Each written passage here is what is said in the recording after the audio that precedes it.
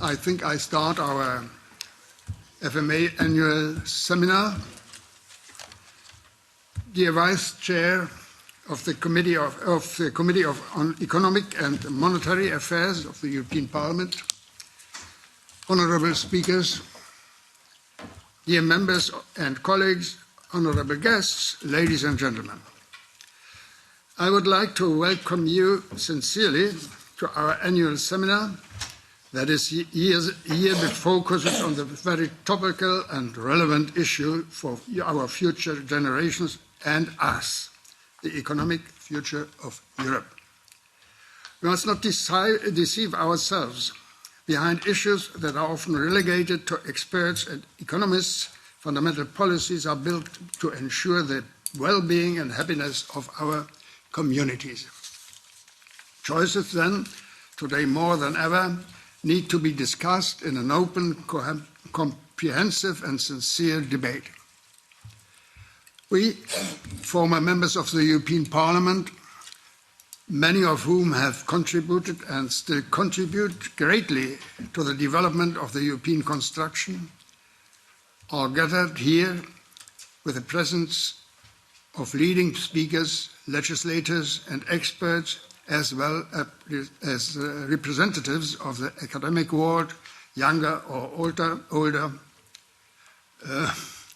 to discuss about our present and future, certainly, but also how we can learn lessons from our own past. We want to better understand the prospects and challenges of the coming years to maintain that well-being and, most importantly, social cohesion, not only within our member states, but also among our member states. As former parliamentarians bound to our communities, we want our speakers to analyse the current economic situation of our European Union today and the role its economy plays or should play on global level. We have been the pleasure of having with us today a former representative of the United States Congress, that is Honorable Elizabeth Esty. I don't see her. There. Okay, welcome. And I think you will certainly contribute in the debate. The ongoing war in Ukraine, caused by an unacceptable aggression of Russia, represents an earthquake on all levels, the effects of which will still be felt for a long time.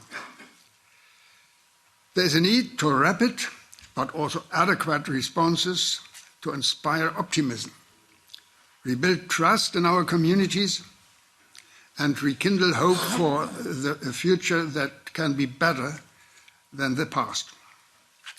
Let me express my gratitude to our speakers who kindly accepted to participate in our seminar. Eva Maria Porcheva, Member of the European Parliament, Chair of the Committee on Economic and Monetary Affairs, Professor Joaquin Almunia, Chairman of the Board of the Centre for European Policy Studies, and former Vice President of the Commission. Ivailo Kalfin, the Executive Director of Eurofund, Lasse Böhm, Head of the Economic Policies Unit, Members Research Service, EPRS. And I also want to thank our Honorary Secretary of the Association, Teresa Riera Madurell, for moderating the panel session. Let me also warmly welcome the public and the particular students and professors from the various universities connected online following our event from the social platforms. Our speaker will answer that what I hope to all your possible questions during the question and answer session, which will immediately follow the panel discussion. I remind you that the interpretation for today's meeting is available in English, French, German, and Spanish. And now I would like to briefly introduce Eva Maria Pocheva, Vice Chair and Committee on Economic and Monetary Affairs. Ms. Pocheva studied, and I have to read that really, but it is necessary, and I will say why. Ms. Pocheva studied law at the Albert Ludwig University in Freiburg, Germany, and obtained the PhD in constitutional law at the Autonomous University of Barcelona. Before starting her work at the European Parliament, she worked as a lawyer in Spain and Germany. Pocheva is an expert in EU law and previously headed the Legislative Affairs Unit at the European Parliament.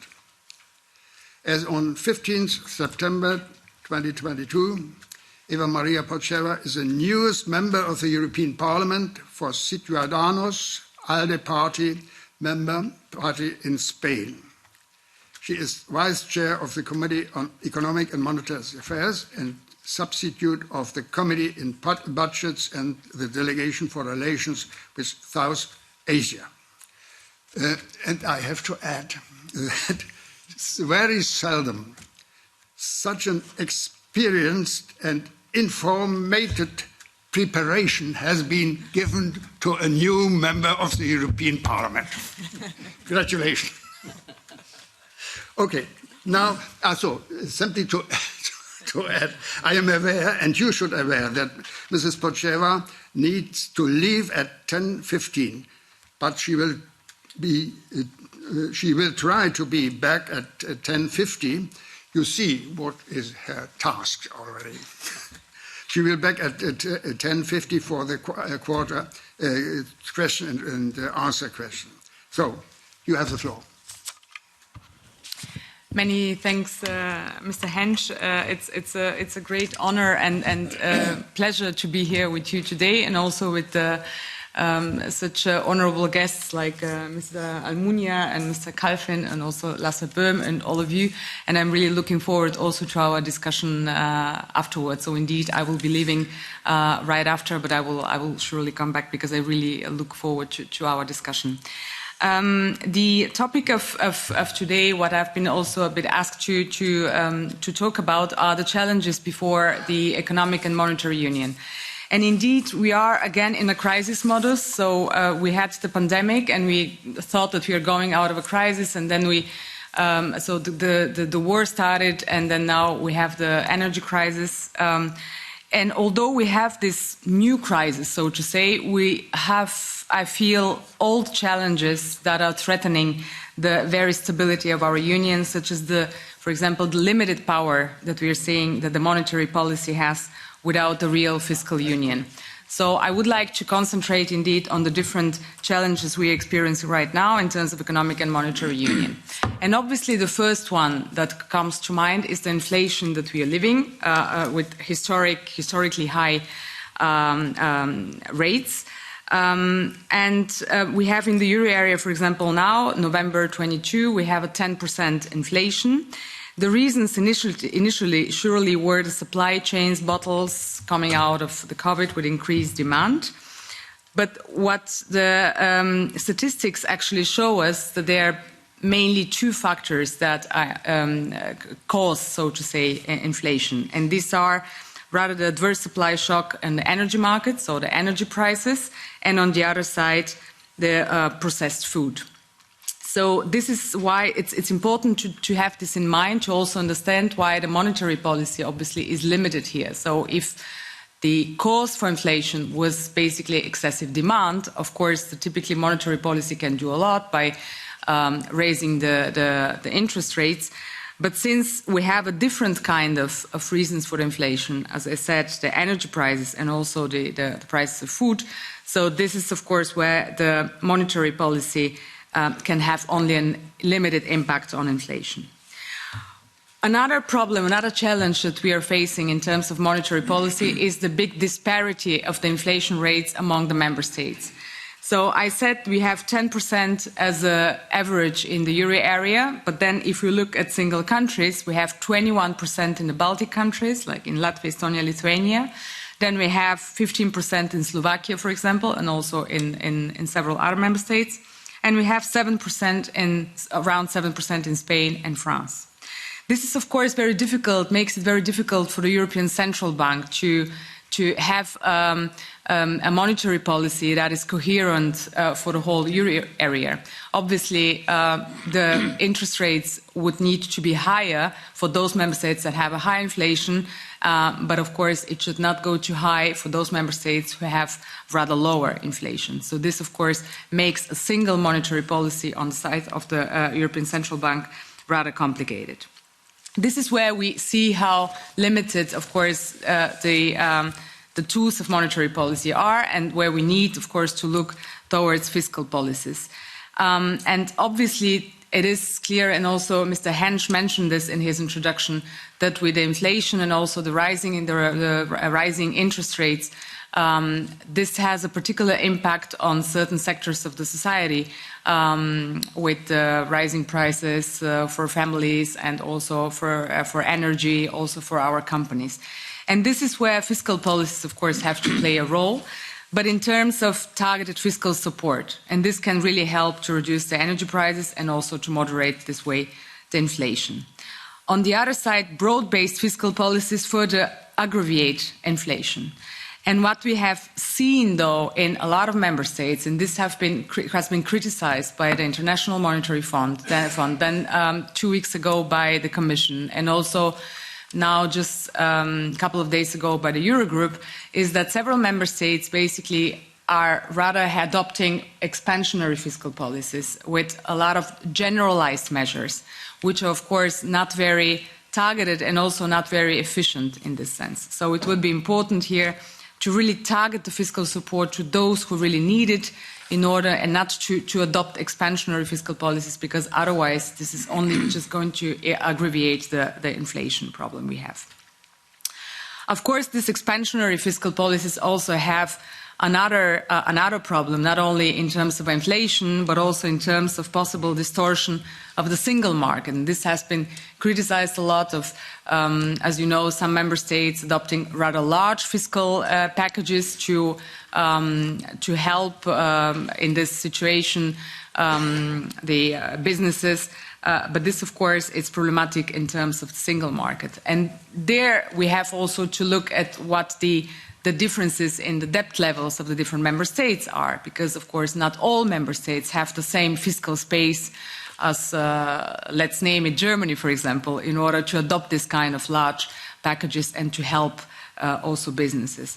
If we look at the debt levels, we have more than 100% of GDP, debt to GDP in Spain, in Greece, Italy, Portugal. But, for example, we have in Bulgaria, we have only 20% of GDP in terms of debt. So, of course, also the deficit levels. We have a lot of member states who have, or several member states who have more than 3% of deficit, and several member states that are below. So this, of course, also shows us that that there are a lot of different fiscal spaces for the member states. So it is important to have a good coordination there.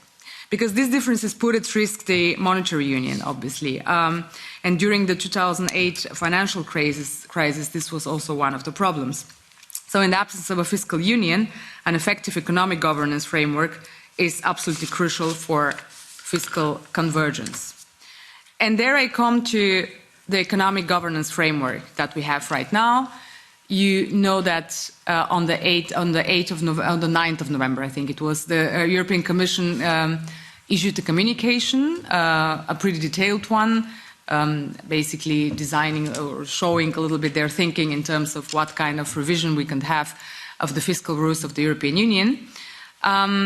This came against a background that we have a general escape clause that was activated in 2020 and should run in principle until the end of 2023 to allow member states to do whatever it takes. We have the prominent phrase here, to protect citizens and businesses from the pandemic and from the effects of the energy crisis. And on the other side, what also requires and makes absolutely necessary this reform of fiscal rules is the lack of compliance and enforcement of fiscal rules. Because let's face it, once this escape clause was activated, it's going to be very difficult to put the genie back into the bottle. So this is why also it's very important that we look at the wider picture and revise the fiscal rules. I would say that the Commission thinking is based on 4 principles. So on the one side is to give Member States more ownership. What the Commission is looking at definitely is the example or the model of the Recovery and Resilience Facility, where we see that Member States have more ownership. They are presenting their recovery plans, and then the Commission and the Council basically are approving it. So this is a little bit what the Commission has in mind also for the future in terms of debt reduction, for the Member States to present their own plans and their own path to reduce their debt.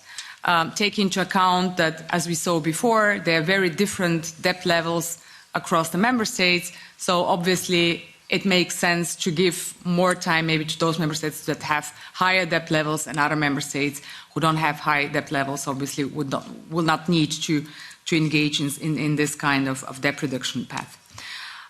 What the Commission is also proposing is that reforms and investments can buy more time. So basically, if in their plans then the Member States commit to do certain reforms and investments, then they can have more time in order to reduce their debt. What is also important, and is also being addressed by the Commission in the communication, is the enforcement of the sanctions. And this might sound at first counterproductive, because what the Commission is proposing is actually to reduce the sanctions. But actually, it's true that high sanctions have proven basically never to be used. So the thinking behind is that if we have lower sanctions, then maybe the watchdog would finally use them against those who don't comply with the fiscal rules. And then another thing that I find it's in the good direction is a simplification, because what we have now are a lot of indicators, a lot of criteria. So it is very intransparent, it's very complicated to see exactly what the different debt levels, etc., are. So what the Commission is proposing here is a simple expenditure rule, and this makes sense to be able also to enforce these rules in a better way. My concerns here would be, on the one side, in terms of the flexibility that is given or that is supposed to be given to Member States, because of course with flexibility there comes responsibility. So we would have to ensure that Member States who also make their plans and present their plans for reduction of the debt, they also really commit to do the reforms. And I'm not sure that all the governments across the European Union, and this we see also now with the recovery funds, are really committed to make the structural reforms that they need to do in order to have this fiscal convergence ultimately. We hope that you are right. Thank you. And of course, with this responsibility that if Member States governments would be to have this more responsibility in terms of determining their debt reduction path, we also need to look at what a role for national parliaments may be there in terms of having more control there, and also independent national fiscal authorities. And the other concern that I have is in terms of the governance. So basically what the Commission is proposing is to even deepen this kind of dialogue that we're also seeing now between the individual governments and the Commission, and basically in this dialogue to come to a target in terms of debt reduction. And there I'm asking also myself, who is watching the watchdog, right? I mean, the Commission is also a political body, and so we have to also ask ourselves if there shouldn't be another type of governance, maybe also giving some more prominent role to the European Fiscal Board, but there are also different ideas that could be discussed. And I would like just to end with a reflection also a little bit on where our economy as the European Union is on the global stage. And there,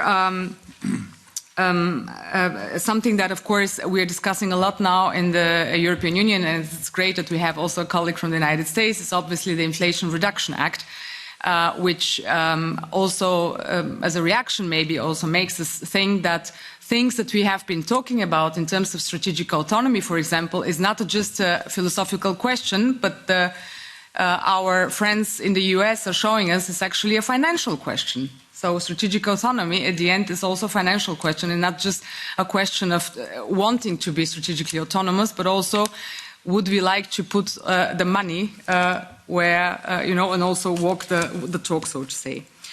In this sense, I think it's important to discuss things like maybe a strategic fund for the European Union, or also most simply, we're talking now about the revision of our multi-annual financial framework. That also is something very necessary in order to have the necessary means to do this. Because I really also think that the strength and resilience of our values, also as European Union, is very much linked to the strength and resilience of our economic policy in this sense. Many thanks. Ms. Potczak.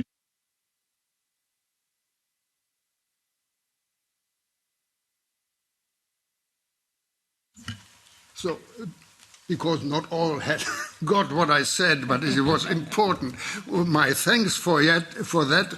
What you have said here, it is a part of your participation in our seminar. Hope to see you again in the question and answer session. Thank you very much. Then, let me now introduce our next speaker, Professor Joaquin Almunia, who will deliver a keynote speech on the current economic situation and what the EU should do. I have to say some words for your introduction. Professor Joaquin Almunia is visiting professor of the PSIA Sciences Po, where he teaches EU competition policy and chairman of the board of the Center of European Policy Studies. He is also the honorary president of the Barcelona School of Economics. From April 2004 to October 2014, he has been a member of the European Commission in charge of the portfolio on economic and monetary affairs, and since February 2010 as vice president of the Commission in charge of competition policy. He was a member of the Spanish government, first as a Minister of Labour and Social Security, later Minister for Public Administration.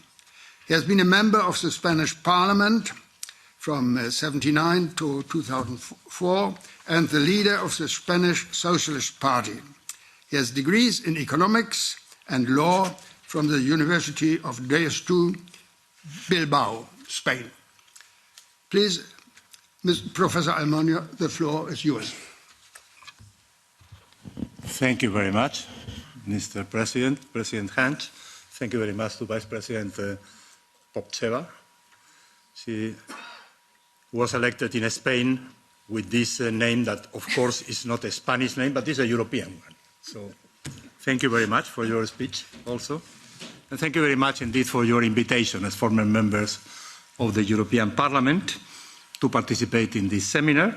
It's a real pleasure to come back here to the European Parliament, to these rooms that I remember for at least 10 years, and even more when I was very, very young working here in Brussels as an economist, and to meet at the same time here in these buildings and in Brussels many colleagues and friends from my time as member of the Commission. I would like to present in this speech an overview on how I see the economic outlook of our economy and the way the EU institutions are tackling these difficult moments. Then I will elaborate some consideration about how we can make our actions consistent with the strategic priorities defined at the beginning of their present mandate by this Parliament and, of course, by the von der Leyen Commission.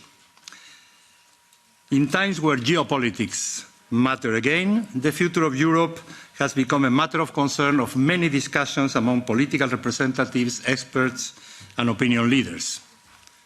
The EU has grown a lot in terms of the number of member states, the size of our population, and the deepening and broadening of our common competences at the EU level. But at the same time, it's quite clear that our economic and political relevance in the global world is diminishing vis-à-vis the superpowers of the 21st century, namely the US and China. The failed project of the ambitious constitutional treaty in 2005, or more recently, the weak external impact of the recommendations of the Conference for the Future of Europe, were not able to inject certainty and trust in the public opinion.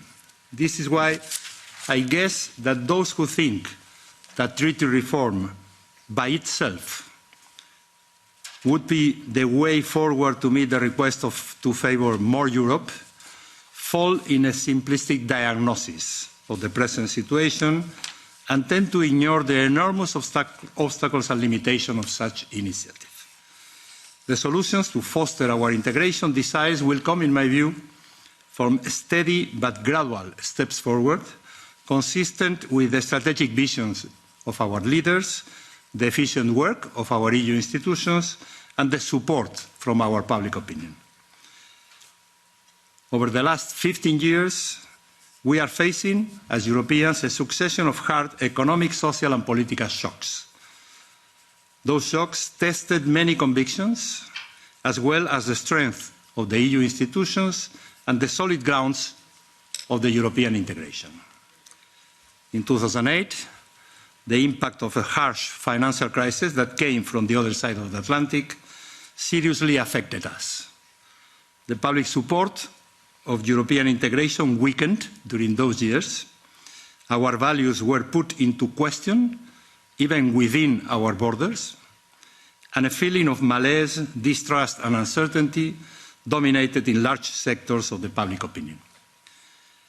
Our financial system in 2008, 2009 had to be rescued and restructured, pouring billions of euros on their balance sheets.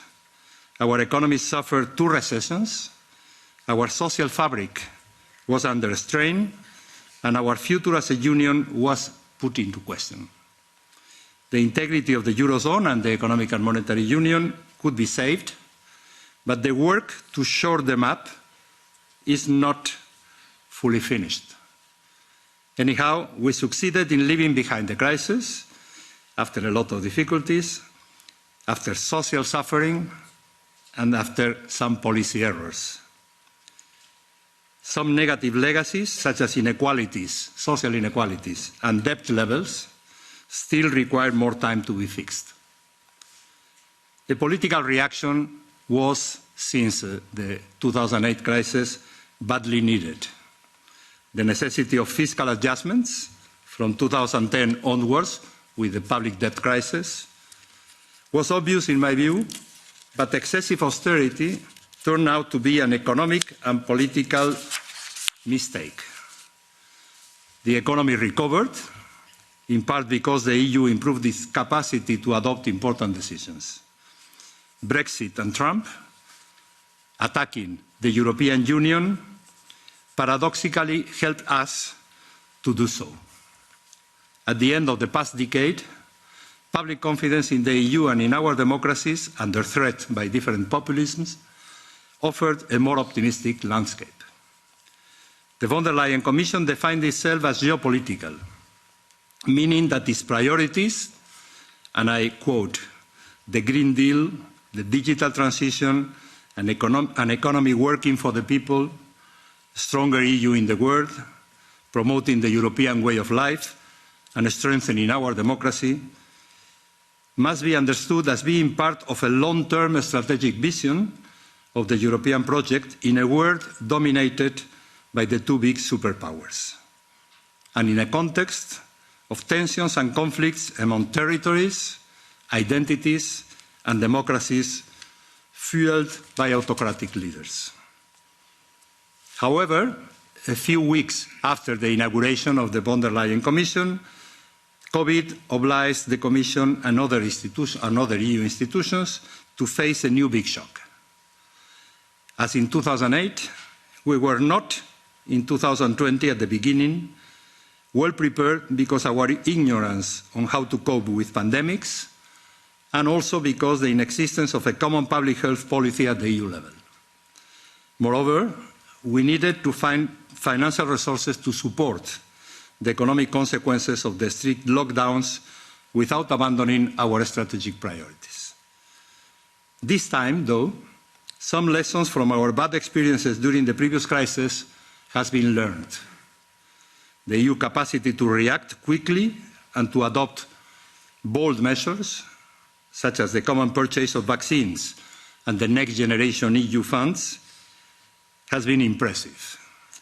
The impact of COVID in our society has not yet disappeared, but has become quite manageable and hopefully will not threaten us in the future as much as we feared 2 years ago. European self-esteem and support to the European project has improved. The economic recovery after COVID came sooner than expected, thanks to macroeconomic policies and national measures, but also due to the coordination put in place by the Commission and the Council. Going forward, the idea of creating a health union building on the experiences we had during the worst periods of the pandemic cannot be forgotten.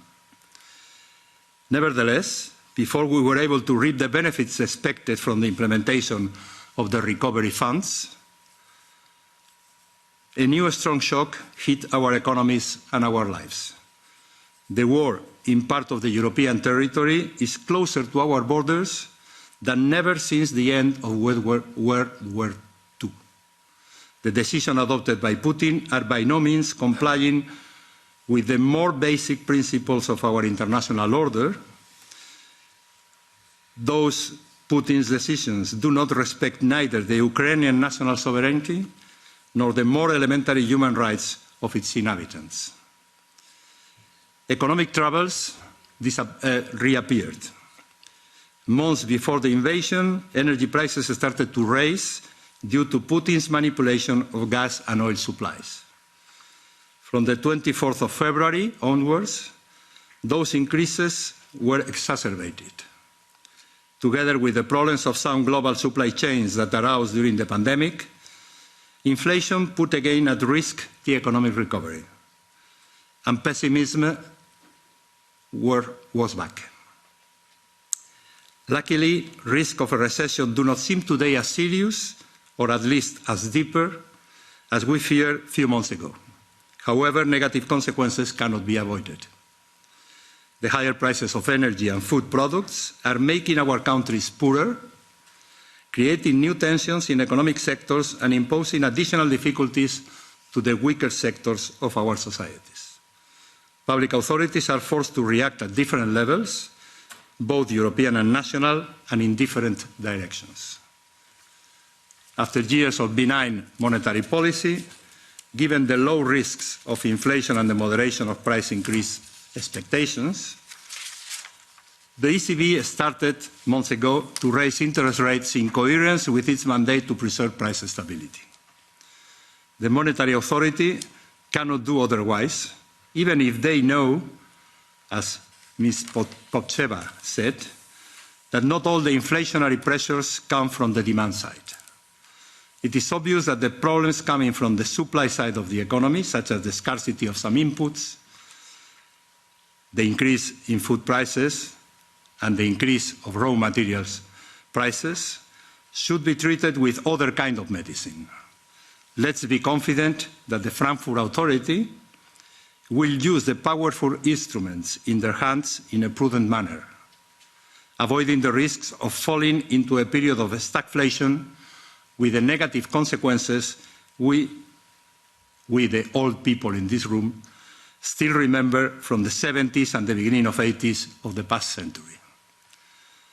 Private and public debt levels went up during the pandemic and are growing again because of expansionary fiscal policies, subdued growth, and higher interest rates.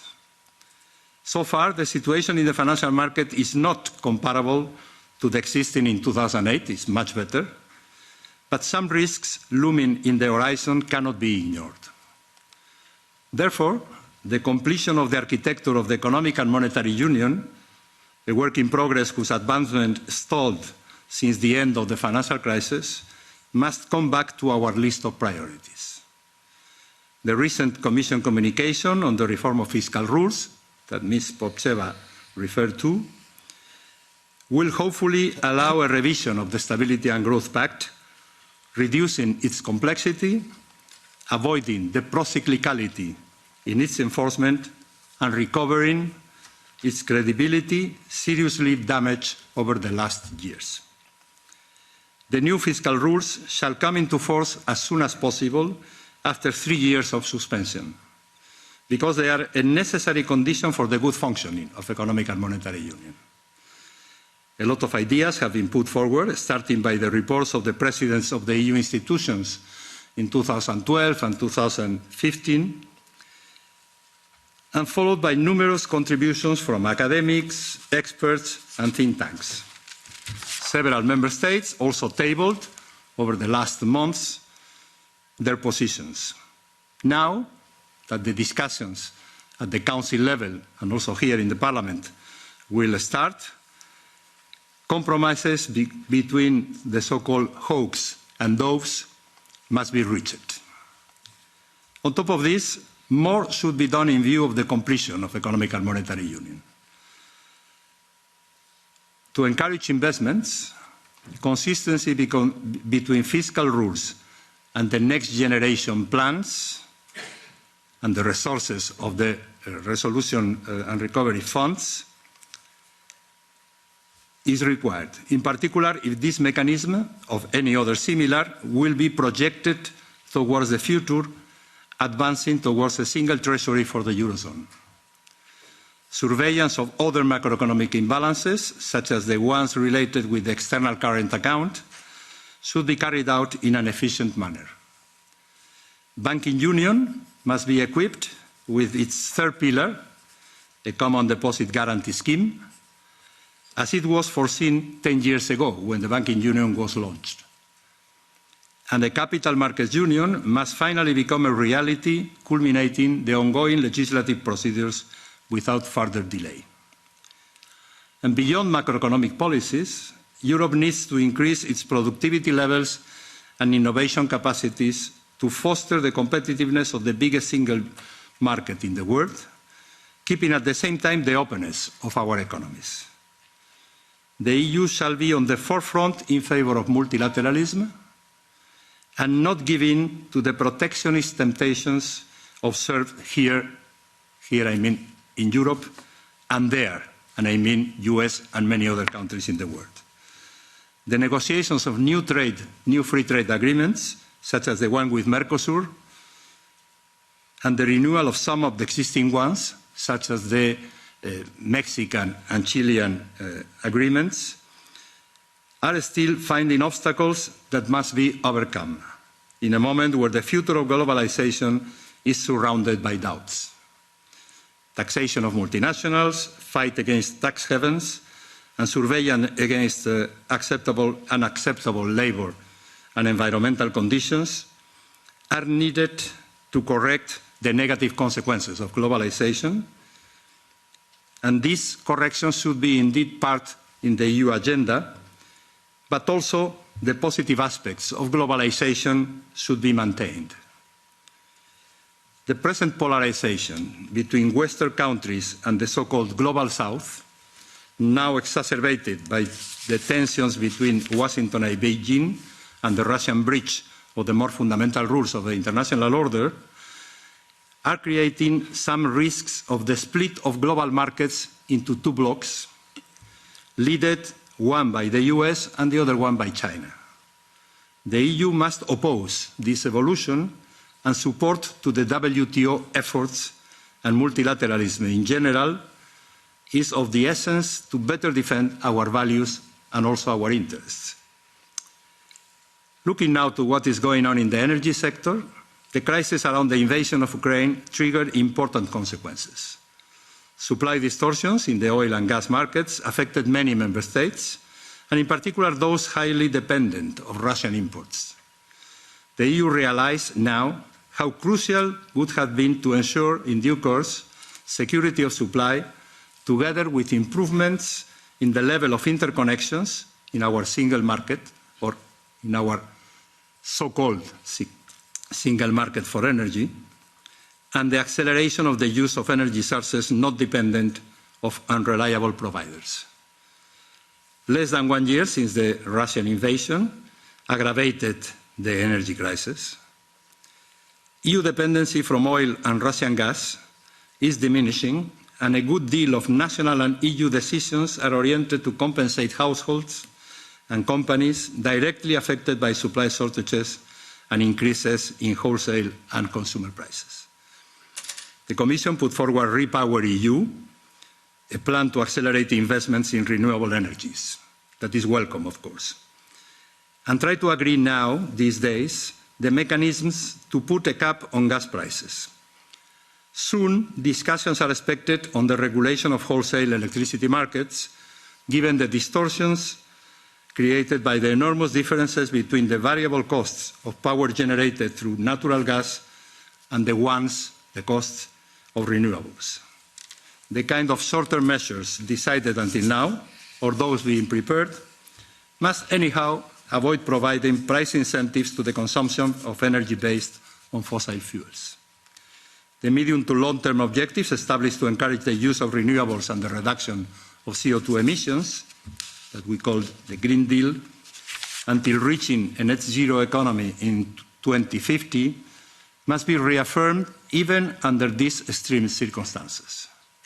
Despite the disappointing results of the recent COP27, or precisely because of that, the EU must also double down its determination to ensure the success of the Green Deal ambitions and the global cooperation around this challenge.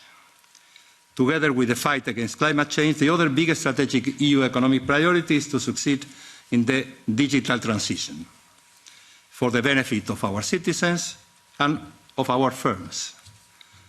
The reaction against the excessive power of the big technological platforms and the fairness of its algorithms is crucial for economic and political reasons. The so-called GAFAM, Google, Amazon, Facebook, Apple, and Microsoft, are US companies, and their probable future global partners or competitors in terms of number of users will be Chinese. Europe will not play in this league for years, but cannot be dependent on the way those giants operate in the marketplace.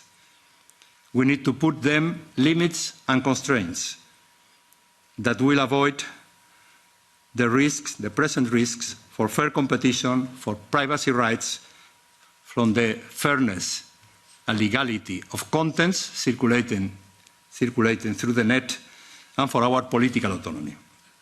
Unfortunately, the excellency of many of our researchers had not found a satisfactory follow-up with the presence of European champions in the global digital markets.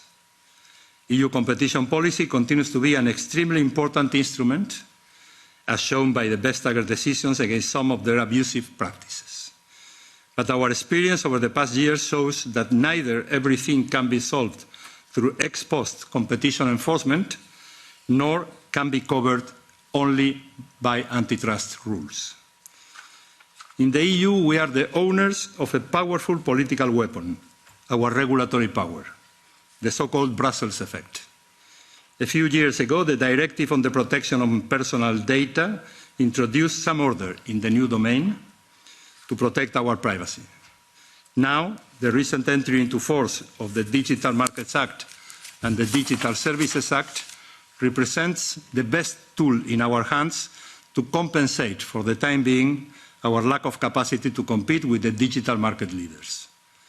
The FMA and the DSA will contribute to act ex ante against unfair practices, avoiding excessive delays in the decision-making process. Other EU legal instruments will deal with the sharing of data and the governance of databases, or with the use of artificial intelligence and algorithms.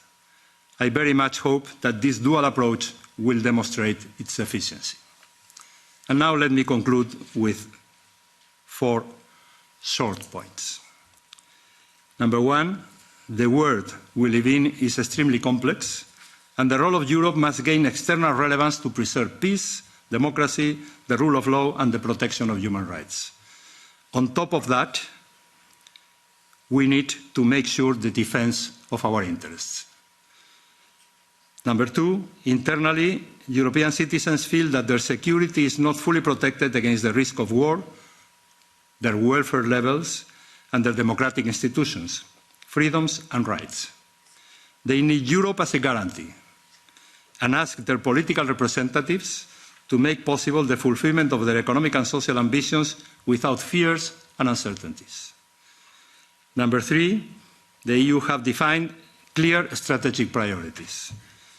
Those priorities are fully supported by almost all our member states. Accordingly, the EU institutions are based in quite broad majorities, but face some obstacles that lead many of us to advocate as much restrictions as possible to the use of vetoes, to the use of unanimity. To further improve their decision-making, the use of the possibilities offered by the treaty, the so-called passerelle, for a reinforced cooperation mechanism is warranted until the removal of the unanimity rule. And number four, the EU economy is now more resilient. Because of the responses to recent crises, our toolbox is better equipped, and leaders and institutions have accumulated experiences and adopted decisions making Europe stronger. Our single market and the economic and monetary union are stronger than before, and we are much better prepared to cope with shocks, with the present shock and with those who will come in the future, for sure. We don't know which ones, but for sure we will have to cope with more shocks. And what is even more important, our citizens are now regaining trust in Europe. Let's not fail them this crucial period of our life. Thank you.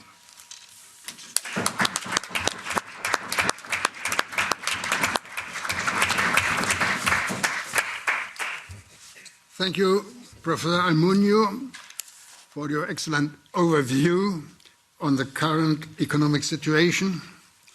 We will certainly have the time to deepen certain aspects of your mentioned during our later debate. Now, our Secretary, Teresa Riera Madurell, will moderate the panel session, Defending and Strengthening the EU's Competitiveness and Social Cohesion. Teresa, the floor is yours. Thank you very much, President. It's for me really an honor and a pleasure to moderate this session with such a distinguished speakers like Ivalo Calfin, with whom I was working for a long time during our stay in the Parliament in the ITRE committee, and also Lasse Bohem. With your service, we collaborate a lot of our association, so it's really a real pleasure, this work that has encomendated to me, the President, and also after such an excellent, complete and well-structured and inspiring conference of Professor Almuño, to whom I know since many years also. Well, I will start by introducing briefly our speakers of this panel session, and then I will go the floor to them for their remarks, and after that we have time for questions. So, as I told you, we have our first panelist will be Ivalo Calfin. He is now Executive Director of Eurofound, based in Dublin. That was since 2021. He has a long experience related to the EU integration. Prior to assuming his current position, he served as Minister for Labour and Social Policy. That was from 2014 till 2016. And also Minister of Foreign Affairs from 2005 till 2009. Both times being also Deputy Prime Minister of Bulgaria. Ivalo was elected 4 times Member of the Parliament and once Member of the European Parliament. As MEP, he was the S&D coordinator in the Budget Committee and rapporteur for the MFF 2014-2020, and was also director of the Economy and International Relations Institutes, and early earlier on Economic Policy Secretary of the President of Bulgaria. Ivailio's main expertise is in the area of employment and social policy, public budget, including the budget of the EU, and EU relations with neighboring countries. And as I also am going to introduce Lasse Boehm. He is the head of the Economic Policies Unit of the European Parliamentary Research Service, where he is responsible for macroeconomic and energy issues. He was working on Green Deal, Energy Union, and Economic and Monetary Union issues for many years, having started in the European Parliament in 2004.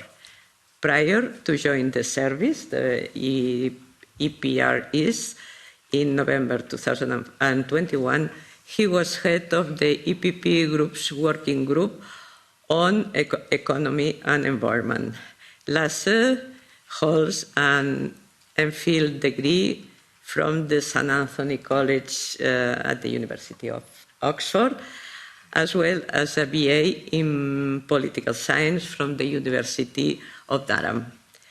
So let's start with Ivalo Kalfin. Ivalo, you have the floor.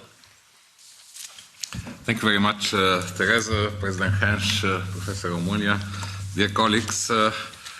I will try to enter a little bit less obvious area of European integration after the very good presentation by Professor Almunia on the economic sides.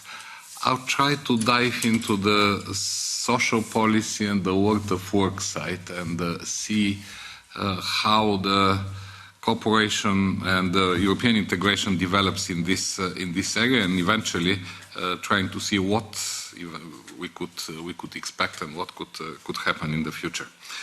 And I'm going to base myself on research which is done by Eurofound. Eurofound is the European Foundation for improving the living and working conditions. This is one of the oldest EU agencies, created back in 1975. If the issues of work, social integration were important at that time, I can tell you that they are not less important now, nearly 50 years later, and the agency is doing quite a lot of research in these fields. And I would start with a positive example of the EU cooperation in the field of labor. Again, following the words of Professor Almunia, the difference between the EU reaction of the two crises in 2008 and the COVID crisis later on in 2020, there is a dramatic change. And the change is that the policies of austerity were changed with policies of support. And I would mention a particular instrument which happened to work very well, which was the first one to be used, and this was the SURE instrument, which was aimed at supporting the jobs in the member states in the time when lockdowns, and this is maybe the most severe hit to the European economy and to the national level also, since the war, locking entire sectors, locking entire towns, regions, countries. So the support of jobs at that time was very much supported by European funds and by this particular instrument, SURE. In the spring of 2020, there were more than 35 million jobs in Europe that were supported by this instrument.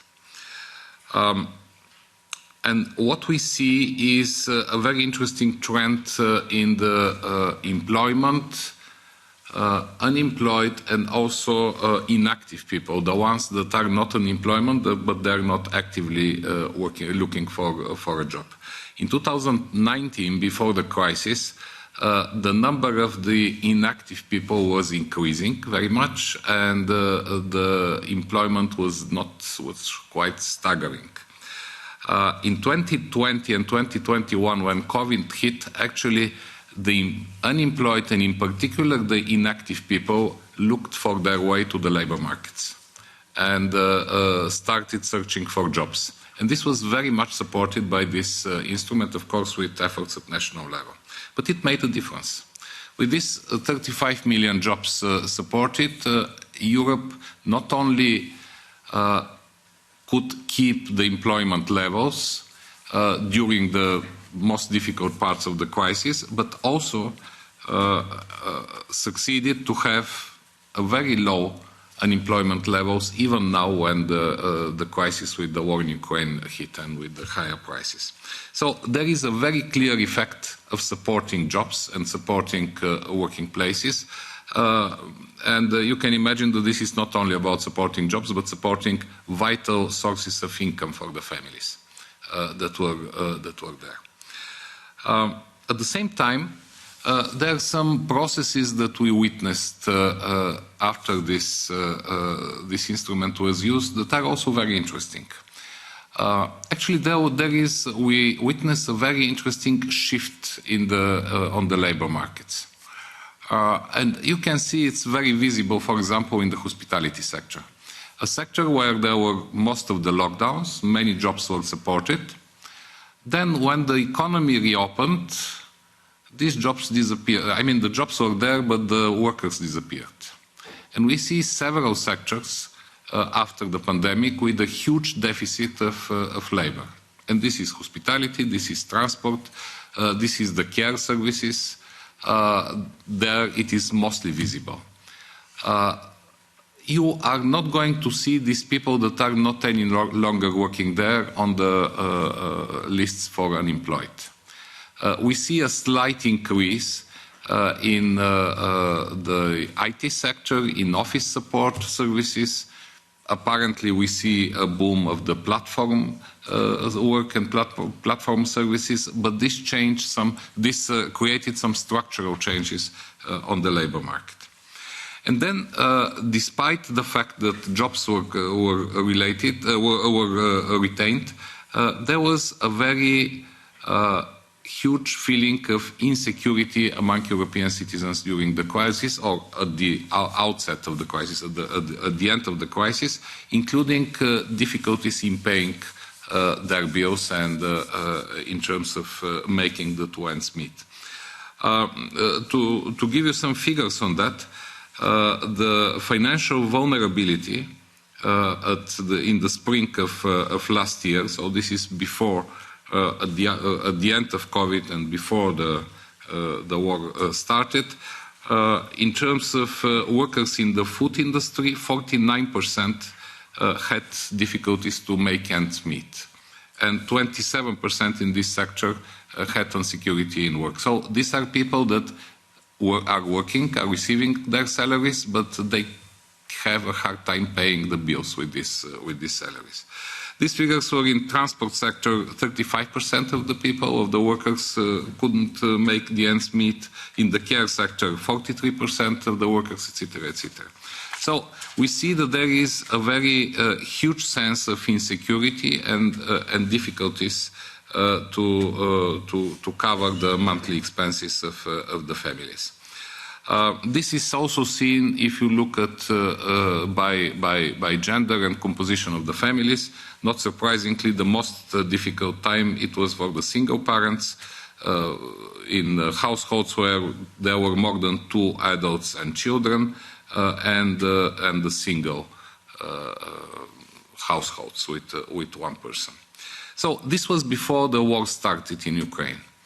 With the war, the inflation hit again.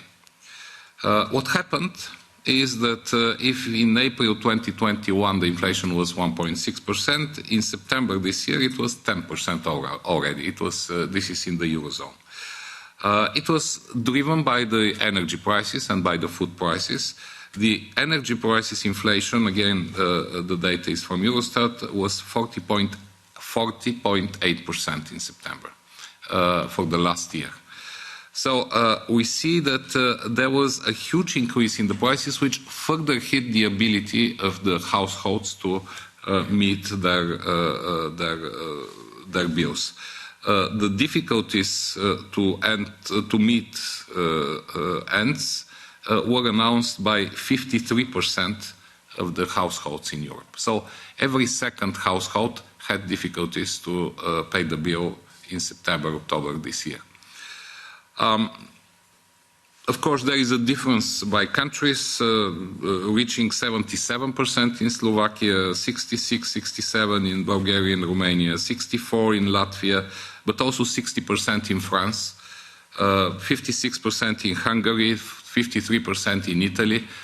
Again, these are a number of households that declare that they have difficulties to pay their bills. Unfortunately, in Europe, there is no definition of energy poverty. That's a discussion which is held since a long time. So when we try to see and to research on the energy poverty, we try to use proxies. And the proxy we are using, which is, I think, quite relevant, these are the difficulties of the families to pay their bills, or the bills in arrears, the delay of paying the bills. And we see that there is a general increase for the last year in Europe from 11 to more than 60% of the families that do not pay their energy bills on time. There is an increase from 9 to 12% of the Europeans that delay in paying their health security and social security contributions also.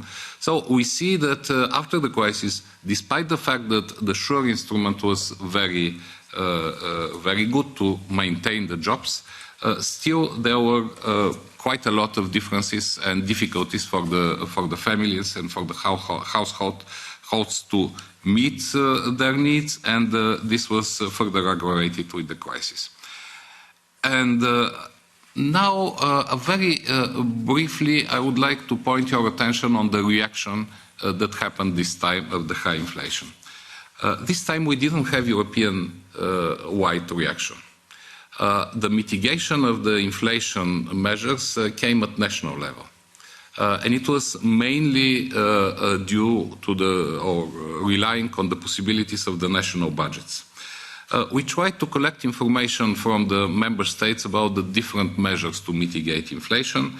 They are divided into several groups, supporting the income, increasing the salaries, supporting the payment of energy bills or capping energy bills. And there is a very interesting picture. 2/3 of the measures are not targeted, which means that the national budgets again pay everyone, including people or households with lower income and with higher income. Companies with struggling, small and medium-sized companies, and large companies. Of course, these general measures were easier to be used, and this is something that Mrs. Popcheva mentioned a while ago. The problem is that this is extremely expensive. And the fiscal capacity of the national budgets is very different. So we have countries that, and it has to do with all the criteria of the Stability Pact, if they face the choice whether to maintain these measures for mitigating inflation and run a high budgetary deficit and subsequent high debt, or to limit the measures and the amount of money which is directed to the measures. That's why in the last months only we see an effort in the member states to focus better the support to the most vulnerable and not to give these general measures. Only about 10% of the measures were related to the workplace, which means that the employers increase the salaries of the workers. I mean, in some countries this is compulsory to compensate for inflation. Maybe they put some weight on this. But I mentioned this figure because most of the measures were financed by the national budgets. And here we don't have, at the time, a European instrument which helps. And I would finish this picture with several questions, rather, that could be also an issue for the discussion afterwards. I'm not sure. I might have my version of the answer, but these are wide enough questions.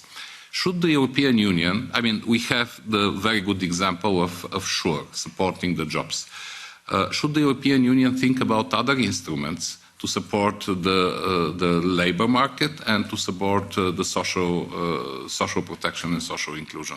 This is a very old discussion in Europe. This is very expensive, and it has to do also with the level of redistribution of the incomes. With 1% of the GDP, you cannot take social responsibilities. That's virtually impossible. The second question, I mean, should we think that measures that are practically targeted, like the SURE, targeted to the job maintenance and job retention, should be used, or we have to use measures like, for example, the European Central Bank's budget support, or practically the Next Generation EU, which has some targets with the national plans, but in practice this is a budgetary support. I mean, this is a fiscal support. Unlike the expenditures in the European budget, where most of them are first financed by the member states and then they are compensated by the European budget, and this is how most of the MFF and most of the budget goes. In this case, the money was given to the budgets against some promises that member states would do, mostly for the green and digital transition. This was before the inflation crisis and the crisis in Ukraine. So I'm sure that some of the countries are going to be tempted to use these measures, not for the green transition, but to mitigate the inflation measures once they were given as budgetary support. So, of course, this was the easiest, the fastest way to support the budgets, but is it the one that has to be taught also in the future by the European Union, or it has to be more targeted? Again, I ask these questions being one of the big supporters of instruments like the Next Generation EU, because I think that it was one of the very big successes of the European institutions as a reaction of the COVID crisis. So I would end with these question marks, and thank you very much for your time.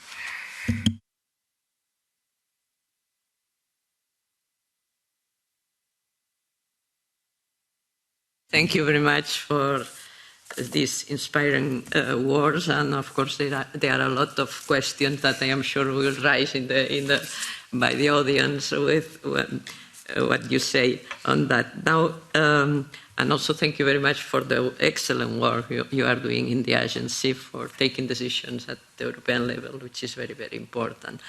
Now I will give the floor to Lasse Bohin. The floor is yours, Lasse. Thank you, and thank you so much for welcoming me so warmly here this morning. It's always a pleasure to see so many familiar faces, so it's a nice occasion to catch up. I thought I would put forward 5 points this morning, following on from what Professor Almunia and Mr. Kalfin said on what all of this means for policy making. So what do we make of the consequences, following on from the analysis on of the economic challenges that we're facing and the social questions that we're facing. So 5 points. I think the first point is very fundamental. It's very basic, but it's very, very important. The first point is that we are not in a crisis, we are in a transformation. I don't like the word crisis, because in a crisis you can also say as a response, well, we just have to see through the crisis. You know, crisis is also about, it's about resilience, but it's also about passivity. It's, buckling up, keep calm and carry on. That's not the situation we're in, I think. And Mr. Almunia said we need steady but gradual steps. He spoke about long-term vision. So I think we have to adopt a long-term perspective of the situation we're in, and therefore also the policy responses that are needed. So this is not something which will go away. The energy crisis will not go away in a year's time. The geopolitical challenges will not go away in a year's time. They require a systemic response. So my first point, therefore, would be transformation rather than crisis. The second point would be that the transformation is costly, and we have to be honest about this. Professor Almunia spoke about fiscal capacity, Mr. Kalfin about buffering against the social consequences. I think when we speak about money, we have to be clear what we want the money to spend on. And there are different perspectives in the House here, of course, but we have to be clear, do we want to spend the money on combating the causes of the problem or the consequences? In practice, of course, it'll be a mixture of both. But we have to have an honest discussion about where to put the lever on this sort of left-right scheme of combating the social consequences, or rather the causes, meaning, for example, investing more into renewable energy, etc. And I'm sure you know this at least as well as I do, because broadly speaking, we're faced with three financing challenges. The first one is the energy transition, which has to happen much more quickly than a lot of people thought. Some people were calling for it to happen a lot more quickly for a long time. We have to buffer against the negative social consequences. That's the reminder of Mr. Kalfin. And we have to look at the competitiveness of our industry at large, businesses, the points made by Professor Almunia. But do we finance a solution, or do we finance the consequences, and to what degree? This House has called for own resources. It's a long-standing call of the European Parliament. Mrs. von der Leyen has proposed a sovereignty fund. There are different ways of financing. There are some people who say that the EU should not do more in terms of finances and it should all be national. It's not a view that I would take. But if you do take that view, I think you have to be very careful about something that Mrs. Popcheva said at the beginning. You're distorting the level playing field, and you're also delivering suboptimal results. And I'll come back to that a little bit later. By the way, talking about financing, just because the United States is a little bit the elephant in the room and popped up in various occasions, also Professor Almunia alluded to it, you will have seen in the newspapers, I guess, the discussion about the Inflation Reduction Act, IRA, and the provisions in the US bill requiring essentially to buy American. There is another interesting thing about the IRA, I find it, but I'm happy to discuss this, which is different from the EU. It's the fact that the Inflation Reduction Act in the United States actually comes with a financing package. What the EU did with Next Generation EU is we agreed to raise money in capital markets and agreed to spend it, but there is, as of yet, no agreement on how to actually finance it, how to actually pay it back. And we can have a discussion about this later. But the IRA, in contrast, I'm just pointing this out, the ramifications of thinking about financing, the IRA, in contrast, comes with provisions on tax enforcement and the 15% corporate tax. So the spending is financed. And I think we have to have the serious discussion about it. My third point is that we need flexibility. Flexibility in terms of policy making, but also flexibility in terms of financing. Because essentially now I'm using the word that I shouldn't be using because I said it in my first point, the crises, meaning the transformations which are forced upon us, they are forced upon us from the outside. The energy crisis, again, pardon the word, or the energy transformation, at the moment it's a supply side shortage, it comes from the outside. Climate change comes from the outside. New economic competitors, geopolitical rivalry between the United States and China. The point is, politically, we are not dictating the timetable. Far from it. We are being dictated the timetable. And that is a crucial difference if you think back to the transformations, the previous transformations we had as a European Union throughout our history. If you think back at the EU has always been about transforming economies and societies, bringing, former dictatorships, turning them into democracies, turning relatively poorer member states into richer member states, leveling up. But in many ways, this was without external pressures. And in many ways, we could decide on the timetable. Some people always wanted to go quicker. Some people wanted to, go less quick. But there were fewer external pressures. So if you think about the cohesion policy in the 1980s, it was up to the EU to decide how much money to spend on cohesion policy, and there was a gradual path. So the EU is very good at sort of gradual adjustment. By the way, we're much better, and that's the good news, much better than the United States, because the United States is, of course, as you know, as you're nodding here, really wedded to the 4-year, or some people would say the 2.5-year electoral cycle, and we are much better at managing transitions over a very long period. At the moment, 2035, for example, is an important date for the Green Deal, phasing out CO2, combustion engine cars, etc. But the point is we need to learn flexibility because we are not dictating the timetable. And this also means that we need to learn how to spend money flexibly.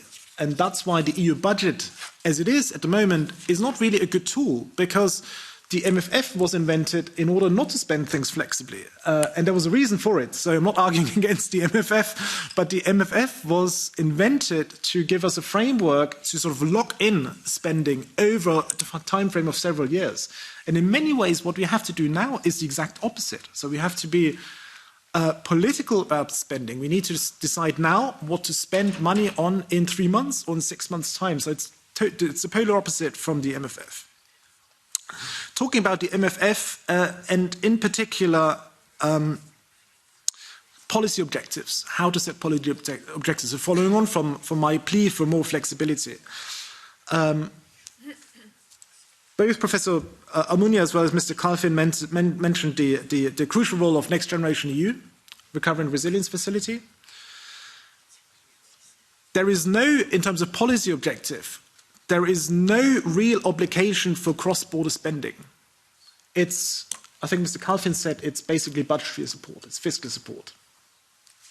And I think we have to be honest about it. There are some ways, and I'm sure the European Commission is doing this, of nudging member states towards spending more money. But nudging is not the same thing as a policy.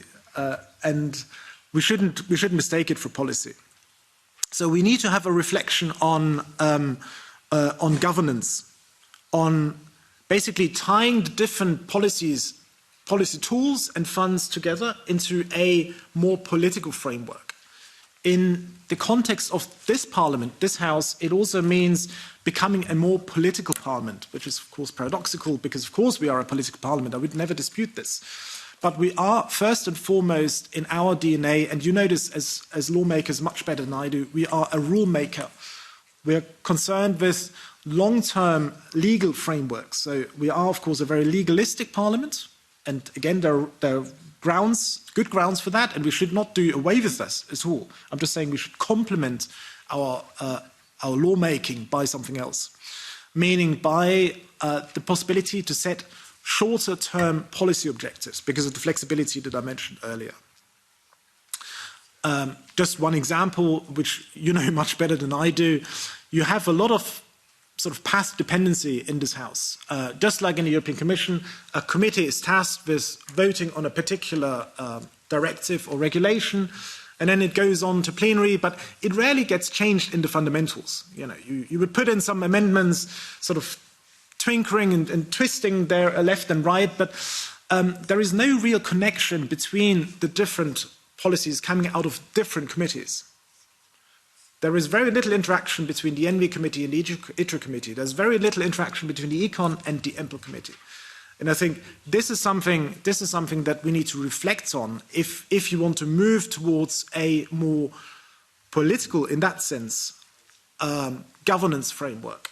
And it's the same thing in the Commission, by the way, which has very much a silo structure, which the Juncker presidency tried to break it up with the vice presidents, and it worked to some degrees. But I think there's still some runway left to go towards that goal. Of course, if you take the view, which is a legitimate political view, that you don't want additional spending at EU level, but you still want to attain the same policy objectives, that means you automatically fall back on national spending, so increasing national spending. So if that were to be your view, I'm not advocating it should, but if that were to be your view, you would need to reflect on how to increase coordination. And the Commission came up with its communication on the revision of the Stability and Growth Pact, which was mentioned by Mrs. Popcheva, Professor Almunia. But the question is, how would you then ensure sort of short-term adjustments and short-term policy objectives? I think that will be very difficult. I just wanted to point this out, that this is, the challenge is not just about the money, it's also about the what to spend the money on, which we need to put the emphasis on. And then thirdly, and this is, of course, the first point I made about where the money should come, where the money should come from. And my fifth point is, beyond this sort of horizontal challenge on governance, my fifth point would be the vertical challenge. We need to have a discussion about what the EU does and what member states do.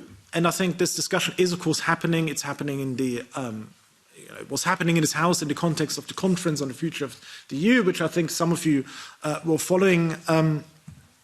But we need to have it a lot more deeply. There's a lot of sort of there's a big grey area of things that you can, for example, do within the current treaties. You can argue for treaty change.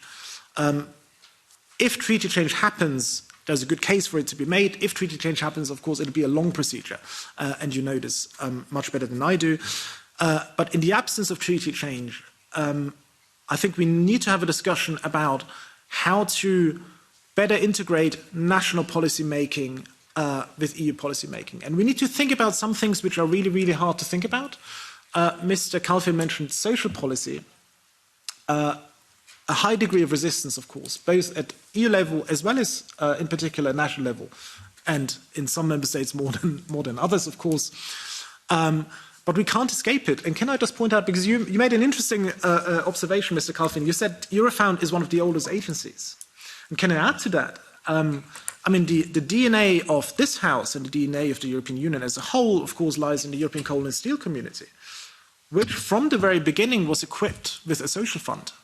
We tend to think of social policy as something alien to well, almost alien. I'm slightly exaggerating here for the sake of argument, of course. So please don't take me at face value using that word, but as not being as integral to EU policy making as it should be, because it's not an exclusive EU competence. But the European Coal and Steel Community had a social fund.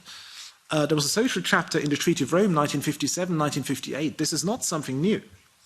But we need to think about how to fill this with life, in particular in terms of education, for example, and upskilling, which Mr. Kalfin knows a lot more about than I do. But I think this is something that we need to do. And as usual in terms of EU policy making, and I will close on that, there are two options. There's the carrot and the stick. And in the absence of a stick, of course, you need to think about the carrot, which is a little bit the Recovery and Resilience Facility model. The question, my question mark is whether that model was adequately implemented. But we need to think about, by the way, just to give you an example, because I'm having a very abstract discussion here, but to give you an example of if you want to combat disinformation, and if you want to increase people's understanding about what the EU does, we need to think about educational modules in primary, secondary education about what the EU does. Now, you can't enforce it on member states, but I think it's one of the discussions to be had. It's a very long-term project, admittedly, but Erasmus, for example, was a long-term project, and it yielded results because it produced people who are highly skilled and multilingual and who enjoy the freedom, reap the benefit of the single market, and contribute to our economy, just as an argument. So we shouldn't do away with the national competence of, in terms of education. That's not what I'm calling for. But I'm calling for sort of greater creativity in the relation between the EU and member states. Or at least I'm putting this out for discussion, and I think I'm going to close here because I'm quite intrigued about the questions you might have. Thanks for having me.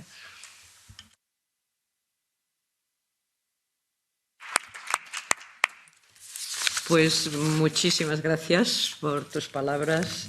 Ha sido una excelente exposición la que han hecho nuestros. Well, thank you very much for your kind words.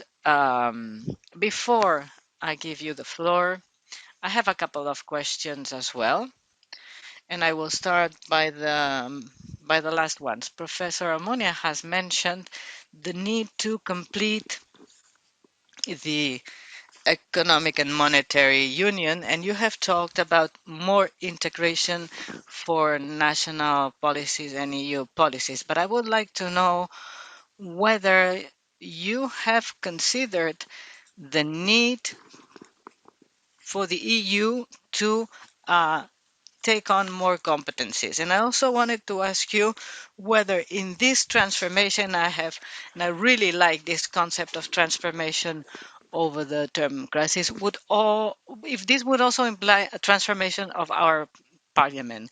And also I would like to join Mr. Lasso, in regards to the question of education, as you were talking about this, yes, the need to transform education. I think this is a very relevant question. Professor Ammonia has also talked about artificial intelligence and technologies and many other things that really perhaps are pointing out at the fact that what we really need to transform is the very fundaments, the very pillars of this all.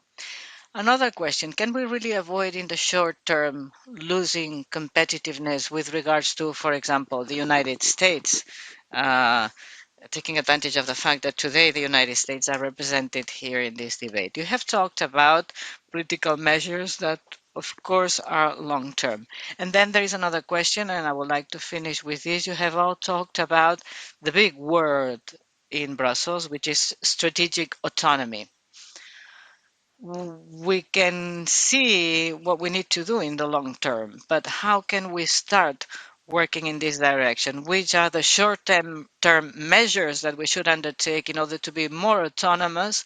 And at the same time, how can we connect this with international cooperation, which is, of course, one of the main values of the European Union? And after this, I would like to give the floor again to our president.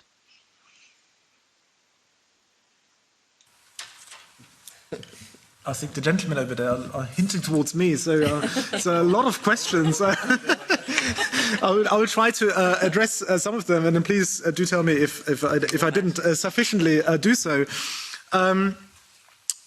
Maybe tackle the most difficult first, something that one should never do. It's always a mistake. One should normally buy time on the podium. But on the question on the competences and what the EU should do, and treaty change, etc., it's not up to me as a staff member to say what this House and what the European Union should do. That's just to point out that, in my view, we need to rethink the system. And there's a way of rethinking the system with treaty change, which would be easier, of course. I think if you would, and there's a way of rethinking it within the system, which is the plan B in many ways. I think it's fair to say, wherever you stand in terms of treaty change debate, if you were to design the EU from scratch, if there was no EU, and you would be Mr. Jean Monnet, and you would now design and call for a new Schuman Declaration today, you would probably design it differently. I think that's a fair thing to say, and that was my point.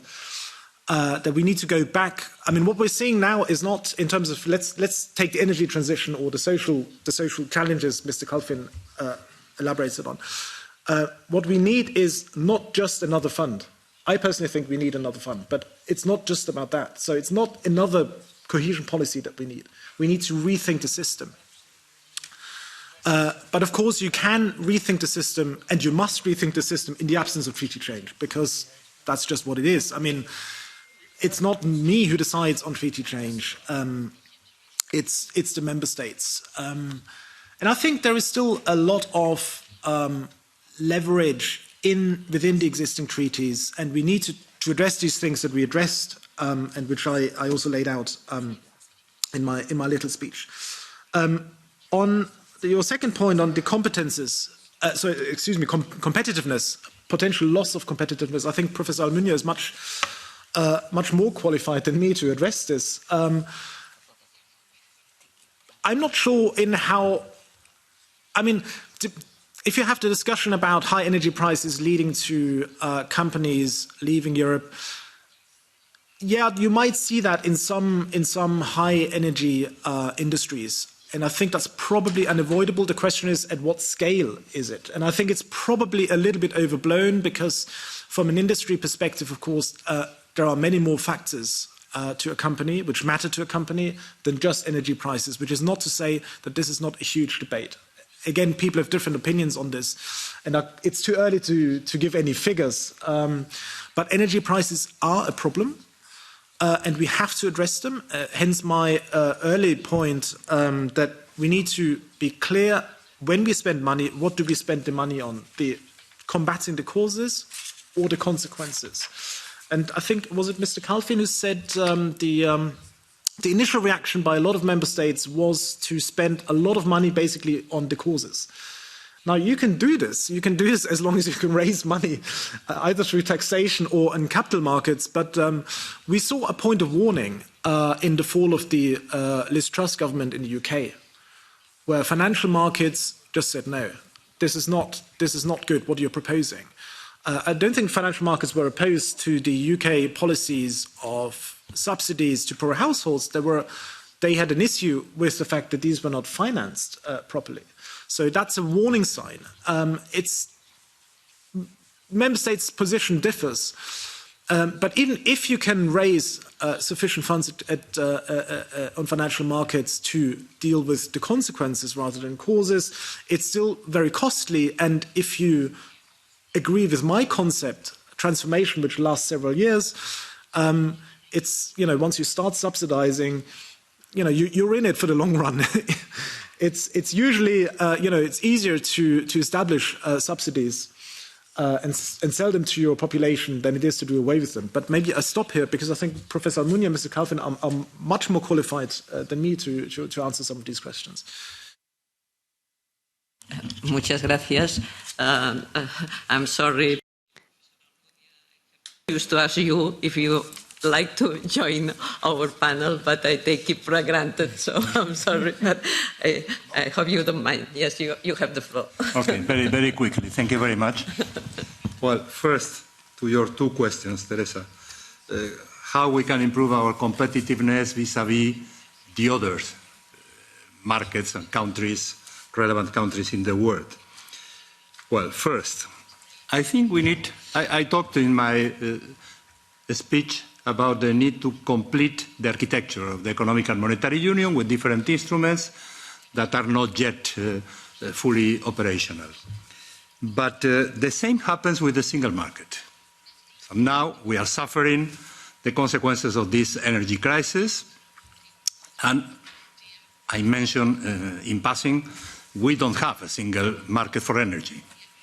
We are talking about this years and years, but not complete the energy single market. Now is a huge opportunity to accelerate this completion. Some steps are being discussed, hopefully will be finally put in place before the end of this term of the Parliament and the Commission, but is still a very important thing to be done. We don't have a single market for digital, the other big priority of the EU for these years. There are 27 markets for telecoms, 27 national regulators for digital aspects and for telecommunications and for many other aspects. The single market is our first asset in terms of competitiveness. And we are not competitive, as I mentioned, in terms of the big technological platforms. We don't have any relevant technological platform able to compete with the American ones and to compete in the future with the Chinese ones. So far the Chinese have established themselves barriers, but in the future, who knows? We need to be prepared and to be competitive in these two big issues for the future. This is point number one, to improve our competitiveness. If you look at the external exchanges of the EU economy with the rest of the world, you eliminate energy, and we have a fantastic surplus, without calling for subsidies, by the way, with a very strict regime until the last couple of years of state aid control. We don't need this recourse to subsidies to become competitive unless we forget that we have not yet a single market for energy and for digital aspects. Second point international role of the euro. I talked about the completion of the economic and monetary union. I forgot to mention the importance to think about the international role of the euro nowadays, be it for political reasons, geostrategic reasons, or for any kind of reasons. The only global currency that works as a reserve currency is the dollar. And sometimes the US economy is not better prepared than our economy for investors and for other reasons. But the fact is that every time that there are troubles at the global level, in the global markets, the money goes to the dollar and not to the euro. Well, and third, please, the EU should forget that subsidies as a weapon. Subsidies are a defensive reaction to some shocks, not to all the shocks. But to forget, and I have to say I have concerns with the last statement by President von der Leyen this Monday, saying, well, we need to flexibilize the state aid control regime. Hey, if I were only German, yes. But if I am European, no. It's not possible for the EU, for our single market, for our credibility, for our competitiveness, to open the door to a war of subsidies, not against China or not against the US, against ourselves. And this is a very important matter. And the strategic autonomy, well, my short answer is, please, let's think in where are our dependency question marks. Defense, of course. We will not go now against the US and against NATO, of course.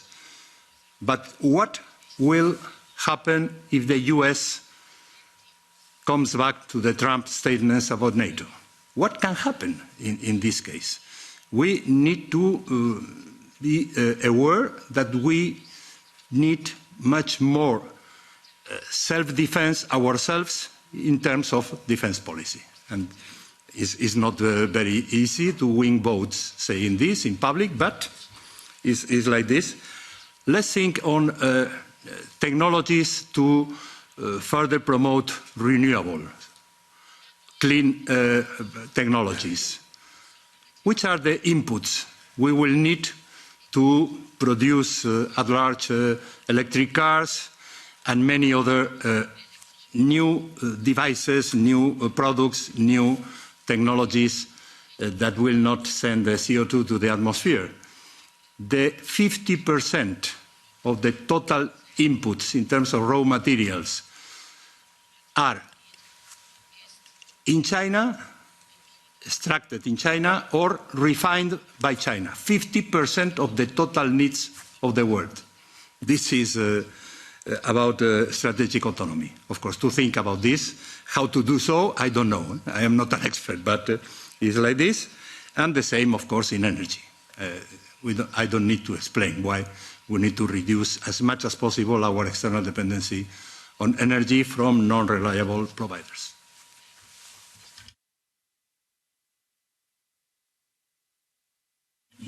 Muchísimas gracias, Ivalo. Thank you. I'll answer your question, Teresa, but first I would like just in one sentence to comment why I think that social policy is important also from the point of view of economic integration. I say this sitting next to Mr. Euro. I mean, if we have disparities, I agree with you. If we have disparities in the social fabric among the member states, and this is what's happening now, because the different member states have different fiscal capacity to mitigate the inflation, that would make much more difficult not the single market but the single currency, including at political level, including at keeping the European semester limitations, etc., etc. That's why social policy is also important, not because of love to social policy, but in order to maintain this mechanism that we have created in Europe, which means more coherent society and less disparities that we have there. To your question, Teresa, about education and skills, certainly, I mean, there are many things that are very well known, that skills and education have to be forward-looking. I would like to see at schools, together with history, also future studies, thinking a little bit about the future. Next to mathematics, some coding skills for young people, etc., etc. So this is happening, but very slowly. I mean, the education system, you know it better than myself, is a quite conservative one. But there is something that I see and I cannot frankly explain.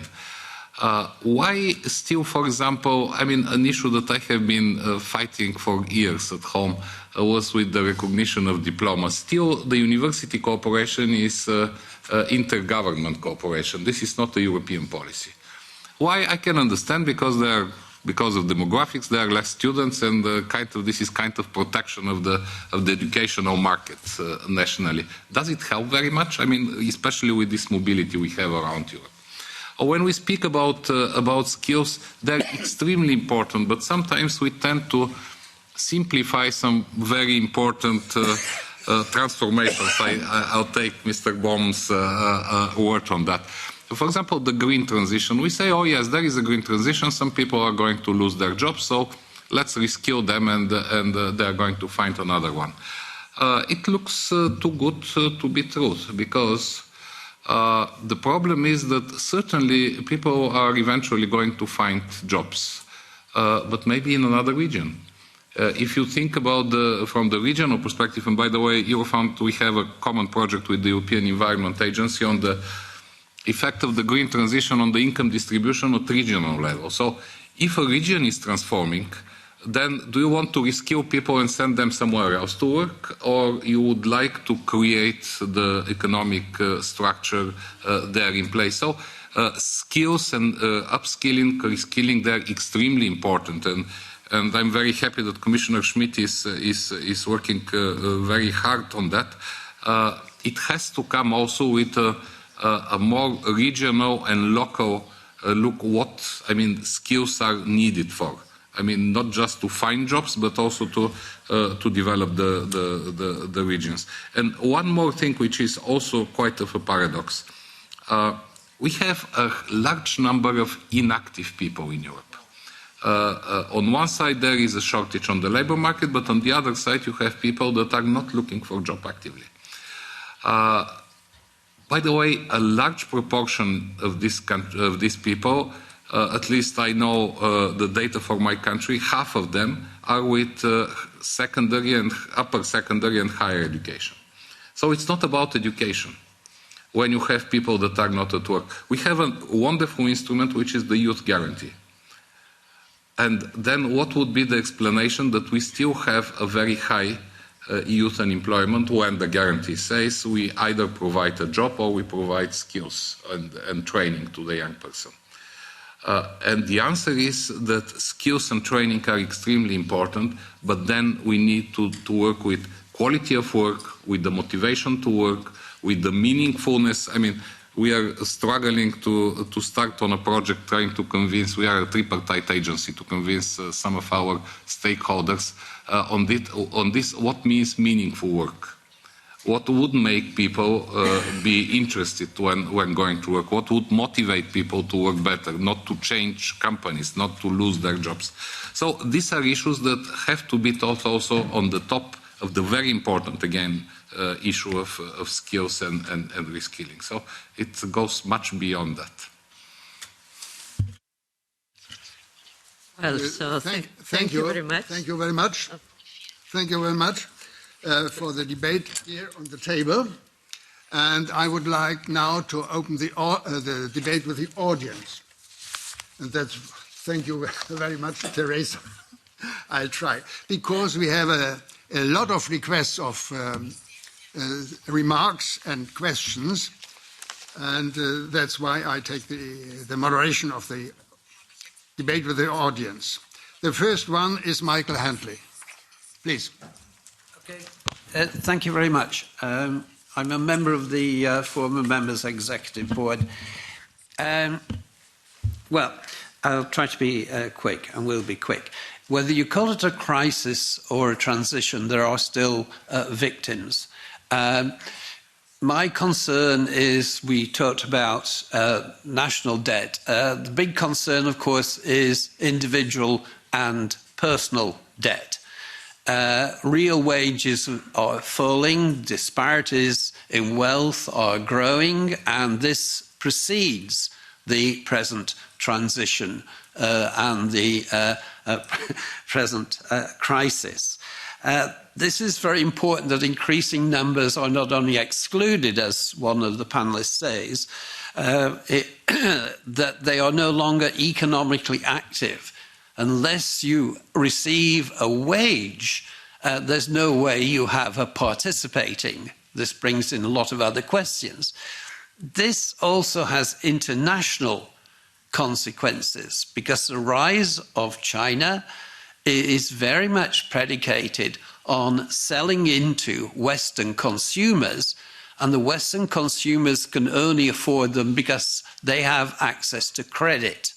And this is spiraling and not getting any better.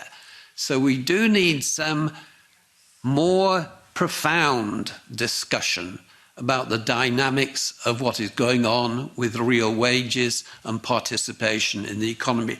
This takes me to the second point. I'll be brief.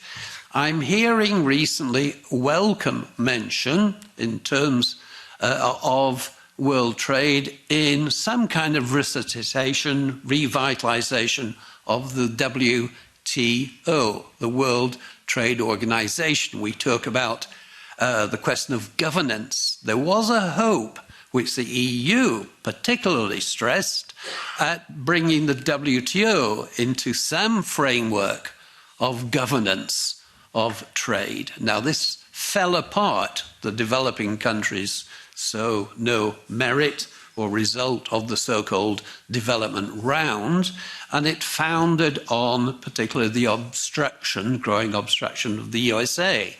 So I'm pleased to see people talking about this, but you cannot talk about governance in other areas. The EU has its own social policy. I remember Leon Britton, the Trade Commissioner, talking about a social policy for global trade through the WTO. This was American policy and EU policy in the founding of the WTO.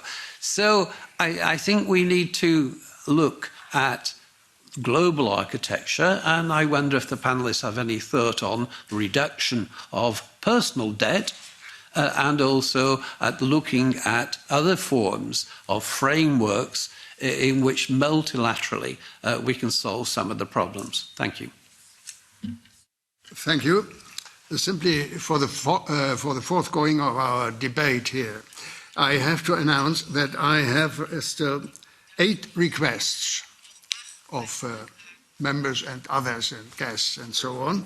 And that means that I want to close the list, because otherwise nobody has a chance to answer to a question and to answer. And I would like to hear our colleagues once more here on the table. So I go on now, and I please would ask you to keep your time in intervening short. So, Mr. Gemelli. Grazie. Thank you for organizing this discussion today, which is very important for us. So my question is for the Commission representative. We always talk about the EU organization. However, we do not reflect, or we do not highlight the fact that we are victimized by the US and China's presence. So the maximum financing we know is US and China. So the whole international economy is under their power. So we know that these two groups have about $30 billion and 13,000 billion are managed by China. So it would be important to define a strategy vis-a-vis to these two international partners, because otherwise we import the economic and financial crisis. We are colonized from a digital and IT point of view. So really, we are not able to complete and carry on our own project, which is on a social level, of course, and secondly, economic, because we do want to improve the conditions of our European citizens. Thank you. Thank you, Paul Rübig. Yes, thank you so much. Calvin brought it very good to the point. The elephant in the room is energy prices, 40% in average. Of course, it puts heavy load and pressure onto our systems, also onto our competitiveness on the global scheme. I feel that we have a hybrid war on energy production facilities. Any kind of energy production which we want to do within European Union, you find people who are against. And I think that's organized. And if you look to the background that Europe is importing approximately 400 billion euro every year on energy and maybe 200 billion in raw materials, we should rethink that maybe 50% of this money goes to very good educated military forces. So, and of course, they don't like to lose this big income. And I think the European Union should think on a strategy how we could come back to produce our energy on costs which our consumers can afford. Thank you. The next is on the list, on my list, Monica Baldi. Grazie. Thank you, Mr. President, and thank you very much for this interesting, deep and lively debate. I have a question for Ivan Kalfin. Eurofund is a very important agency, and it's important to talk about it. So are you investigating also after the pandemics? But can you talk more about the target for your investigations, and talking about job creation, which for us it's essential because we know that job search in this digitalized world is ever more important. So how does that work in terms of gender equality? For us, it is important that everybody has the tools to access the job market. So this could be a very important opportunity because we can finally achieve one of the most important objectives of the UN. Thank you. Thank you very much. So this is not the end of my list, of course not, but perhaps it's already an opportunity for the table to give the first answers, because in the total end, all will be forgotten. What is the question? So if there is some short answer already on the table, please, Mr. Almunia. Thank you very much, President. So to the first question, Mr. Hagley, I think. He referred to low wages and high debt levels for households and for individuals. Yes. This same question linked with the lack of activity of some people that was not working in the labor market was addressed to President Biden some months ago, and he had a very simple question. If you want more workers or better workers, pay them more. I think salaries in many of our countries are clearly behind the productivity levels of many sectors and, of course, well behind the increase in profits for the employers. The figures are astonishing. Since the last 20 years at least, or 25, the proportion between the share between profits and wages in the national revenue of our countries that was constant for many years has increased to be splitted in favor of profits and against wages. Part of this inactivity that you were referring to, I think, is due to the low level of wages. And the distribution between the employers and the employees has worsened from the point of view of employees because of many reasons that I have no time to refer. But the level of wages is one important thing that, of course, by consequences will diminish. If the wages are higher, your personal debt will hopefully diminish. Second, or at least you can afford the service of this debt with higher wages. Second, at the European level, we had periods of very fruitful social dialogue. I still remember the Delors times, but from time to time, the social partners contribute to the discussions about what the EU should propose or should decide. I would like to reinforce this role of the social dialogue in Europe, and for sure we'll try to find solutions to this, or to help to find. And third, it's a question of productivity that will lead to higher competitiveness. Of course, you cannot pay higher wages if your productivity levels are going down. But there is, I would recommend you to look at one book that was published in English in the US, I think, a couple of years ago, and now has recently been translated into Spanish 3 months ago.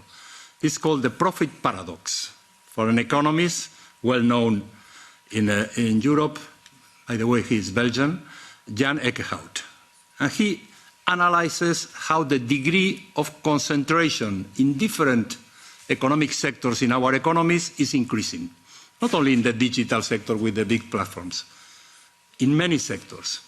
And this higher concentration is linked with some under-enforcement of competition policies, but is also due to this unequal distribution, growing unequal distribution between profits and wages. And he analyzes the link between the situation in the labour market from the point of view of the quality of jobs and the level of wages and the degree of concentration in sectors. I think it's a very important analysis to be followed by your agency and by the commissioners and by the social partners and for many people.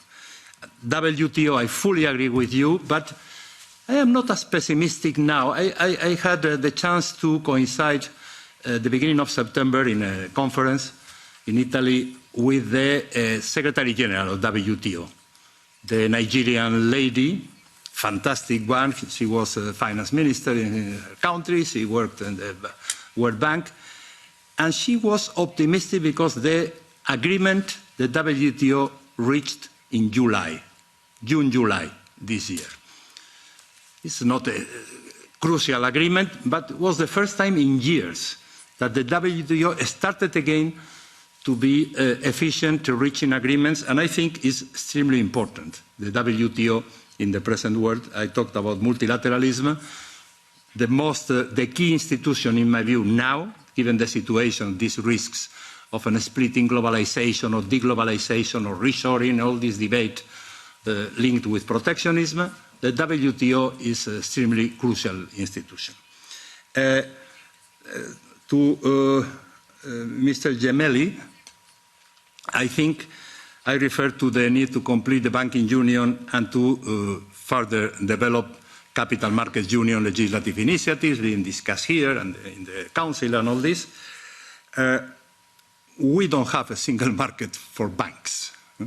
We have a single market for some financial markets in some cases, but not for banks. The banking market continues to be national in many aspects. And we cannot fight or compete with the big US banks, with the biggest US banks. And in the future, if there are more openness from both sides, with the big Chinese banks, with banks of national dimension.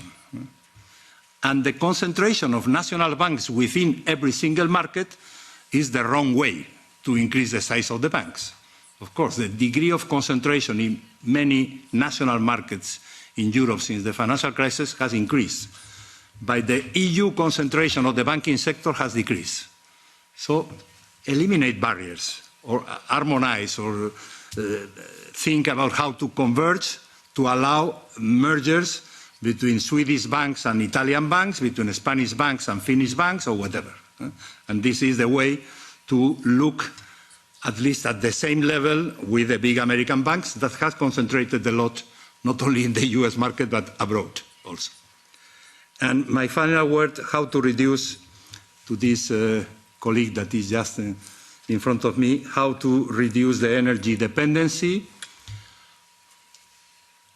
Well, I think that the answer, from my point of view, is very simple.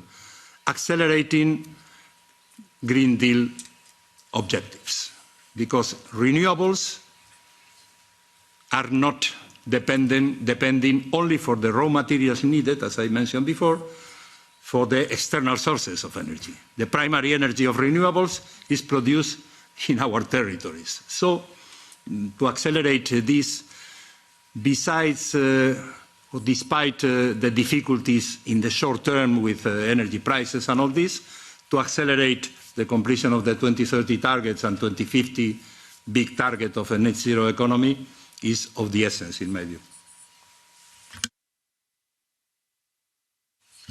Thank you. Madam Popcheva. Yes, many thanks, and also for the very interesting questions. So first to the point made by Mr.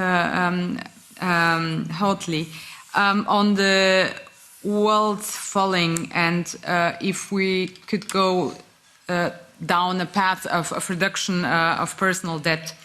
I'm not quite sure, to be very honest with you, because what I'm asking also myself is where are we going in terms of EU, like of our growth?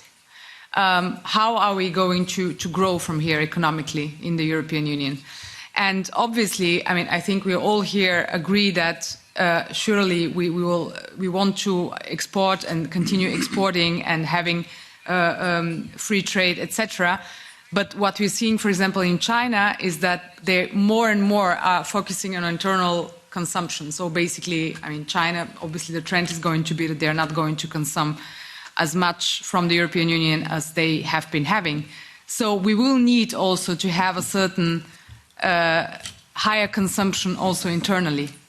So this is why I completely agree with you in terms of the wealth, of course, and wages are very important, and also individually it's very important to keep that level. But I'm just not sure if we are going to be able to go down a path of reduction of personal debt.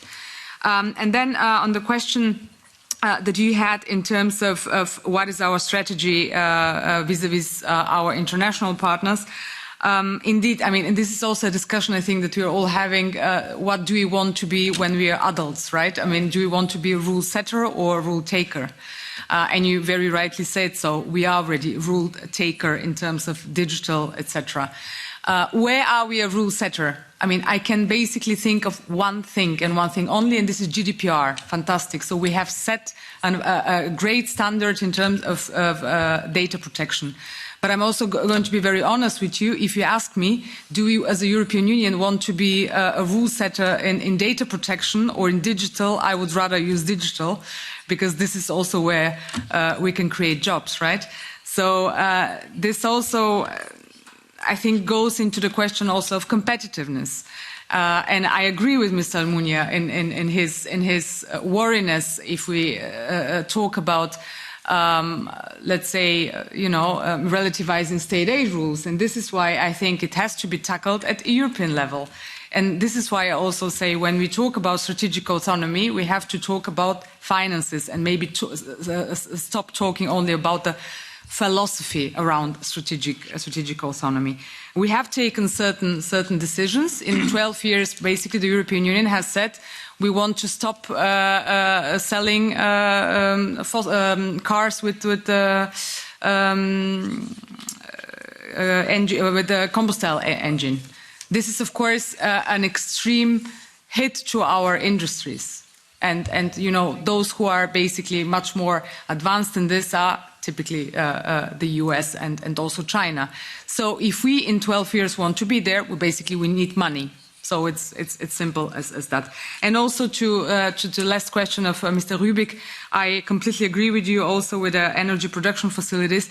And maybe also we have to be also start talking to our electorate also as adults, and have the discussions maybe on fracking, because we are also buying from the US liquid gas that comes from fracking, but we don't want to do fracking. So maybe at least we can have the discussions. Also, nuclear is the same. So we don't want to burn carbon. That's very good, and I also agree with this. But nuclear obviously is an alternative.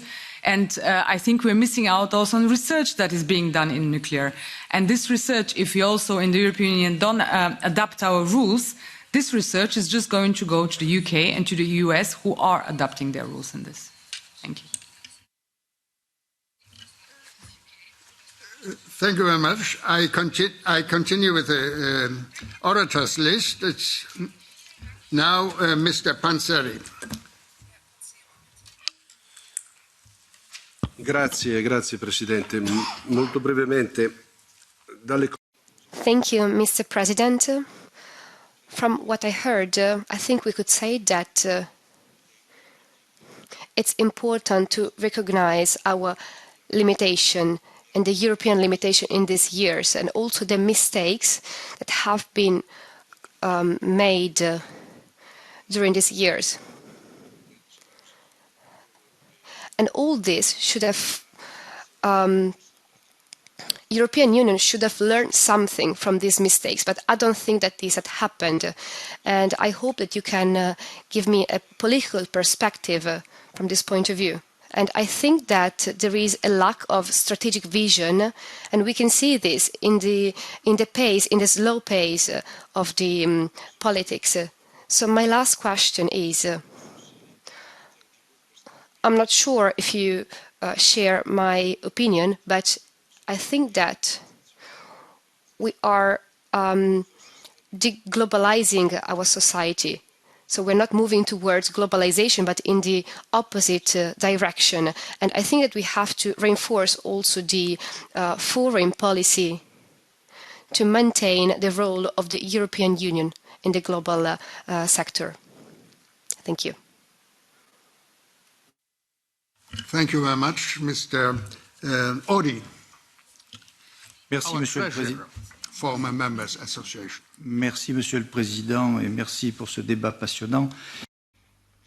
Thank you, Mr. Chair. I have two questions regarding the minimal allowances convergence, the minimum wage convergence. First question is for Mr. Caffin regarding the European convergence on social matters. I remember when I was elected in 2005 as an MP, I was trying to put forward this item, and when we were exchanging with our socialist and PPE friends, I realized that the poorest states were saying that they didn't want this process because the lack of respect of minimum wage is a great point for economic competitiveness. And I found this within the WTO.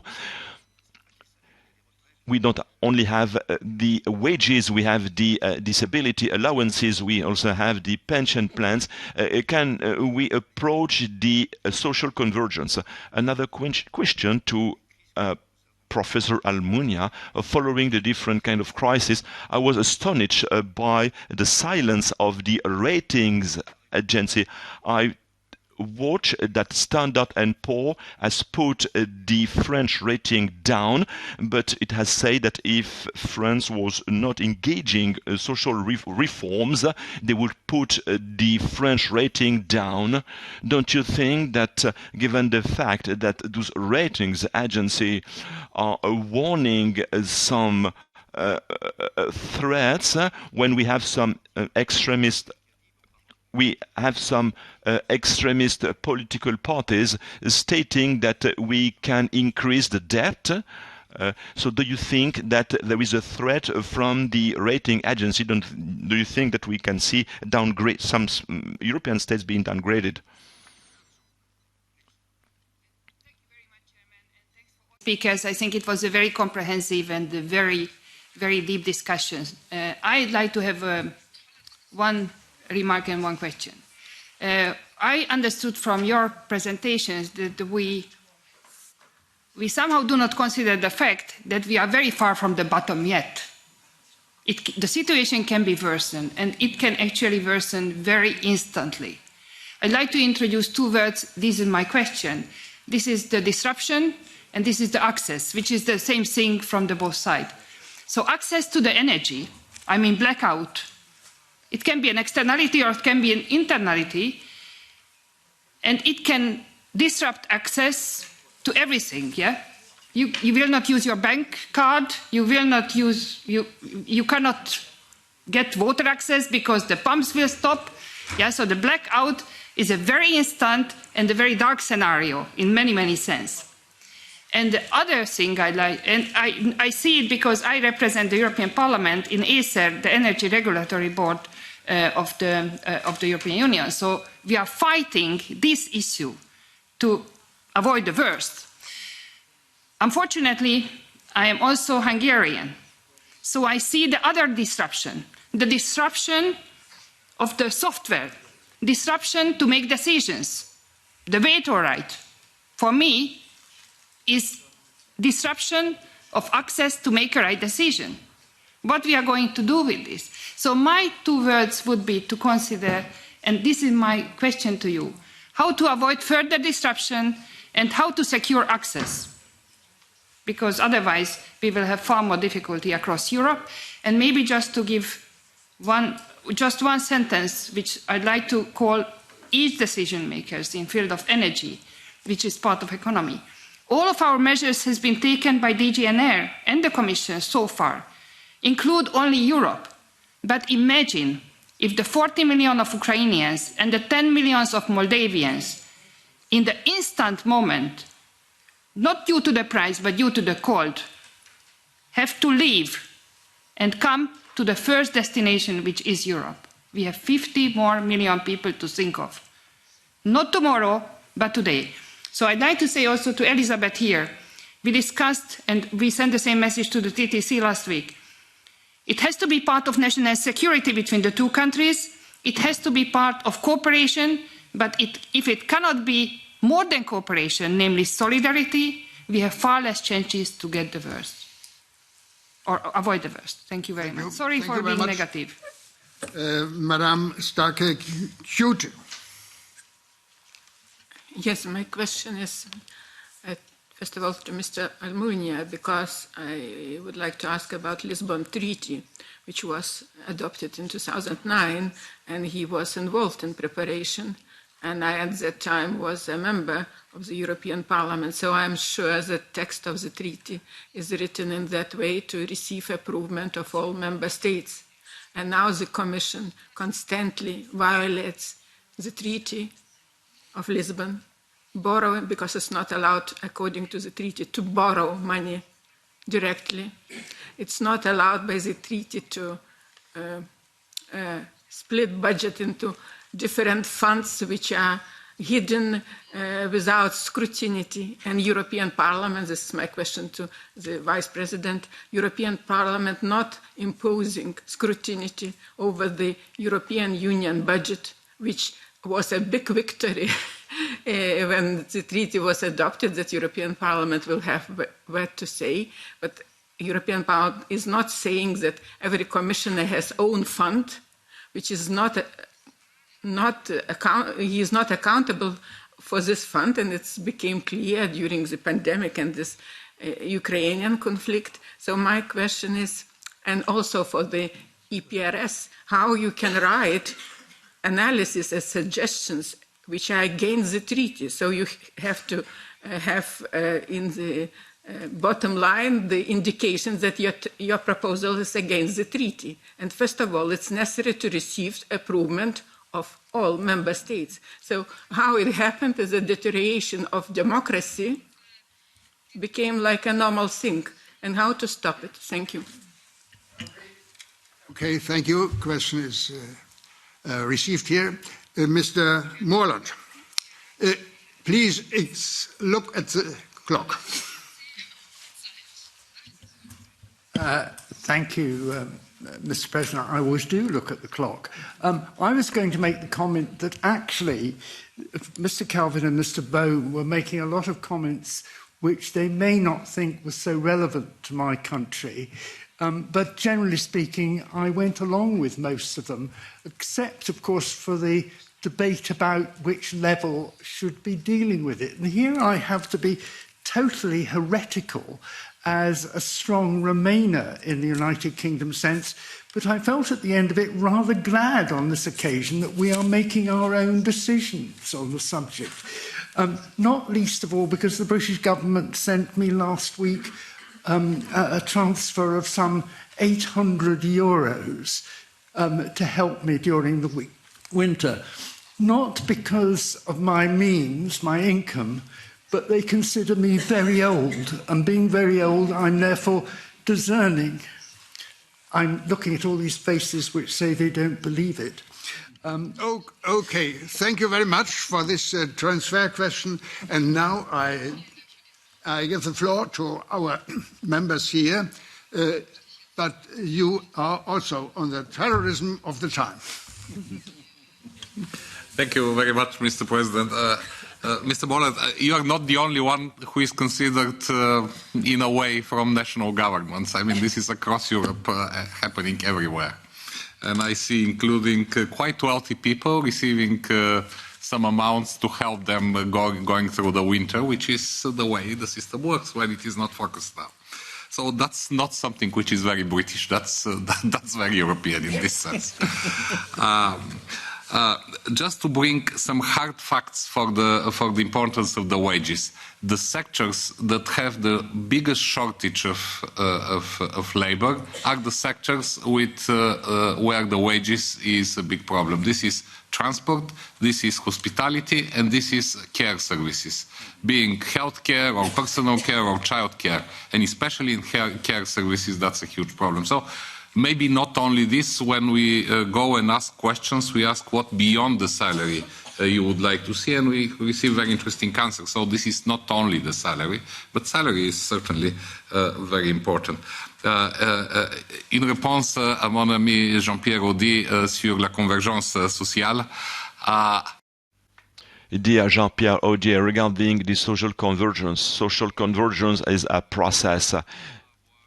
This is not coming immediately. We can't have the same minimum wage everywhere in Europe. We cannot have a support for child policies for everybody. What is important is the convergence process going in the right direction, and it does exist. Not in the middle of this crisis, but on a long-term basis, it does exist. Baudi, yes, we do research gender. We research very much working conditions, so I can tell you plenty of things about gender, not only access to job, but also stress levels, including in teleworking, preferences, how to work, perspectives at work, etc., etc. So we have quite a wealth of information, and we would be happy to share it.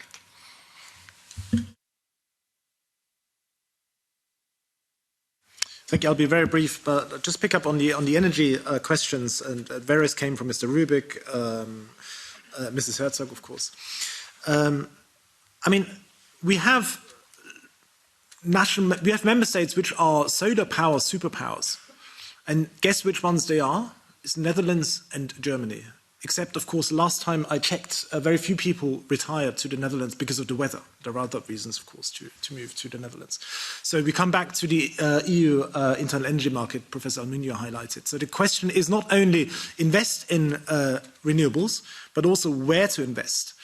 Except for if you have been following the proposals by the European Commission to deal with the energy shock, most of them came under the with a legal base, Article 122, which is an intergovernmental legal base. So the big question we're faced with in terms of policy making for the next 6 to 12 months is, will we really establish this energy market or not? The energy mix, of course, is national. There's very little we can do about this, but I think using Article 122 as a legal base is a very slippery slope.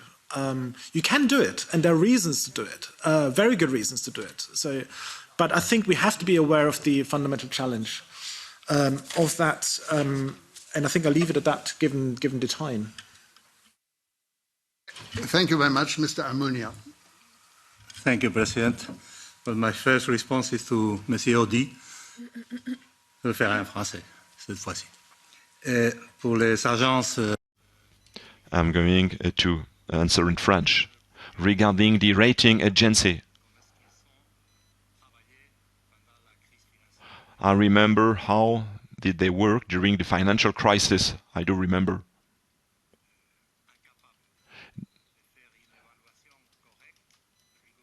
They were unable to provide a relevant analysis and the sustainability analysis regarding the situation of the countries. They were unable and incapable. They have made a lot of mistakes and errors, not only on the public debts, but on other issues.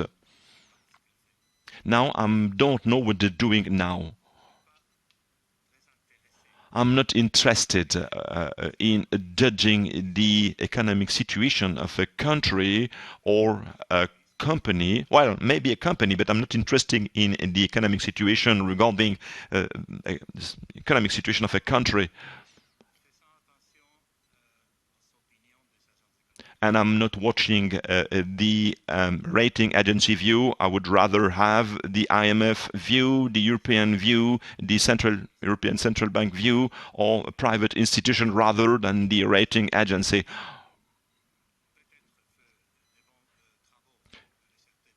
They can do a good job in the private sector, but they are not relevant in the public sector. I remember having some exchanges, some chats with their analysts during the financial crisis, and I was realizing that they did not understand the way a public sector is working in the middle of a crisis. I don't know what they're doing now. It's not interesting for me.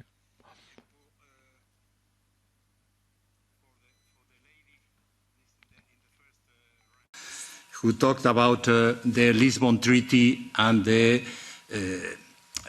breach of the Lisbon Treaty provisions when borrowing from the Commission point of view. I have to say that when I was Commissioner for Economic and Monetary Affairs, I used the balance of payments facility that came from the previous treaties but is included in the Lisbon Treaty to borrow on behalf of the EU through the Commission to finance the rescue and restructure of the Latvian economy, of the Hungarian economy, and on the Romanian economy. Non-euro area members, non-euro area members, the balance of payments facility. And I cannot imagine why, if for the non-euro area members, the Commission can borrow on behalf of the EU, for the euro area members, they cannot do the same. I cannot imagine this. And I read this morning, I think, in the Spanish press, that the German Constitutional Court has supported the way the Next Generation EU financing has been designed and approved by the EU institutions. So I don't think the Lisbon Treaty is being breached. And I hope that in the future, when new financial needs of common interest for the 27 member states will need common resources, the borrowing with the system that has been created around the Next Generation EU will be used again. I think it's a good instrument. I hope the member states will do a good use of the resources. But from the borrowing point of view, I think it's a much better system than the one we knew during the financial crisis. I'm sorry to interrupt, but I was a member of the Economic Committee, and borrowing was together with the IMF. Together with the IMF, Commission couldn't borrow itself. I don't think, Miss, you have the European Parliament. Thank you. Thank you very much. But in any case, we cannot do or don't any action because of the IMF is present or not. I cannot accept this. Thank you very much, Chair. Just some final words. First, on the point made by Mr. Panzeri on the lack of strategic vision. I completely agree with you. All the more in the context of foreign policy, and this is also something we saw in the framework of the Conference on the Future of Europe, where actually one of the results very clearly by the citizens was that they were asking for to end unanimity in foreign policy, for example, and also to proceed with the common defense forces. So I think the citizens actually are having much better strategic vision than the political elites sometimes or often. On the question of this is also linked to what Ms. Herzog asked on the disruption through the veto rights. Indeed, I agree also here. I mean, we're seeing how Hungary, for example, now just used the veto right to block the macroeconomic assistance to Ukraine, and many other also decisions. So I think this is a general discussion I think we're having. On the one side, does the European Union need more competences? Maybe, but just in very limited fields, like in health. But actually, we have a lot of competences, and we actually cannot use them properly because we have the decision-making process that is problematic in terms of veto rights. And the lady here left, but I actually didn't really understand what she meant, because we have the own resources decision, which is also ratified in each and every one of the member states, which is then the basis also for the borrowing on the part of the Commission. So I don't really understand where the concern they came. Thank you. Thank you. I have no comments following the debate, you could imagine, but I would like to thank our speakers for their excellent presentations and remarks during the debate, and our former parliamentarians, guests, for their numerous questions, reduce numerous questions, nevertheless, 81, which demonstrate the need for this kind of debates more than ever. But I will allow me a very general personal remark. I am not sure, Madam Ashton, that in a seminar of the United States Congress on the same topic than we had today, you will have as many direct references to Europe as you heard this morning on the United States. Thank you very much. Bye-bye.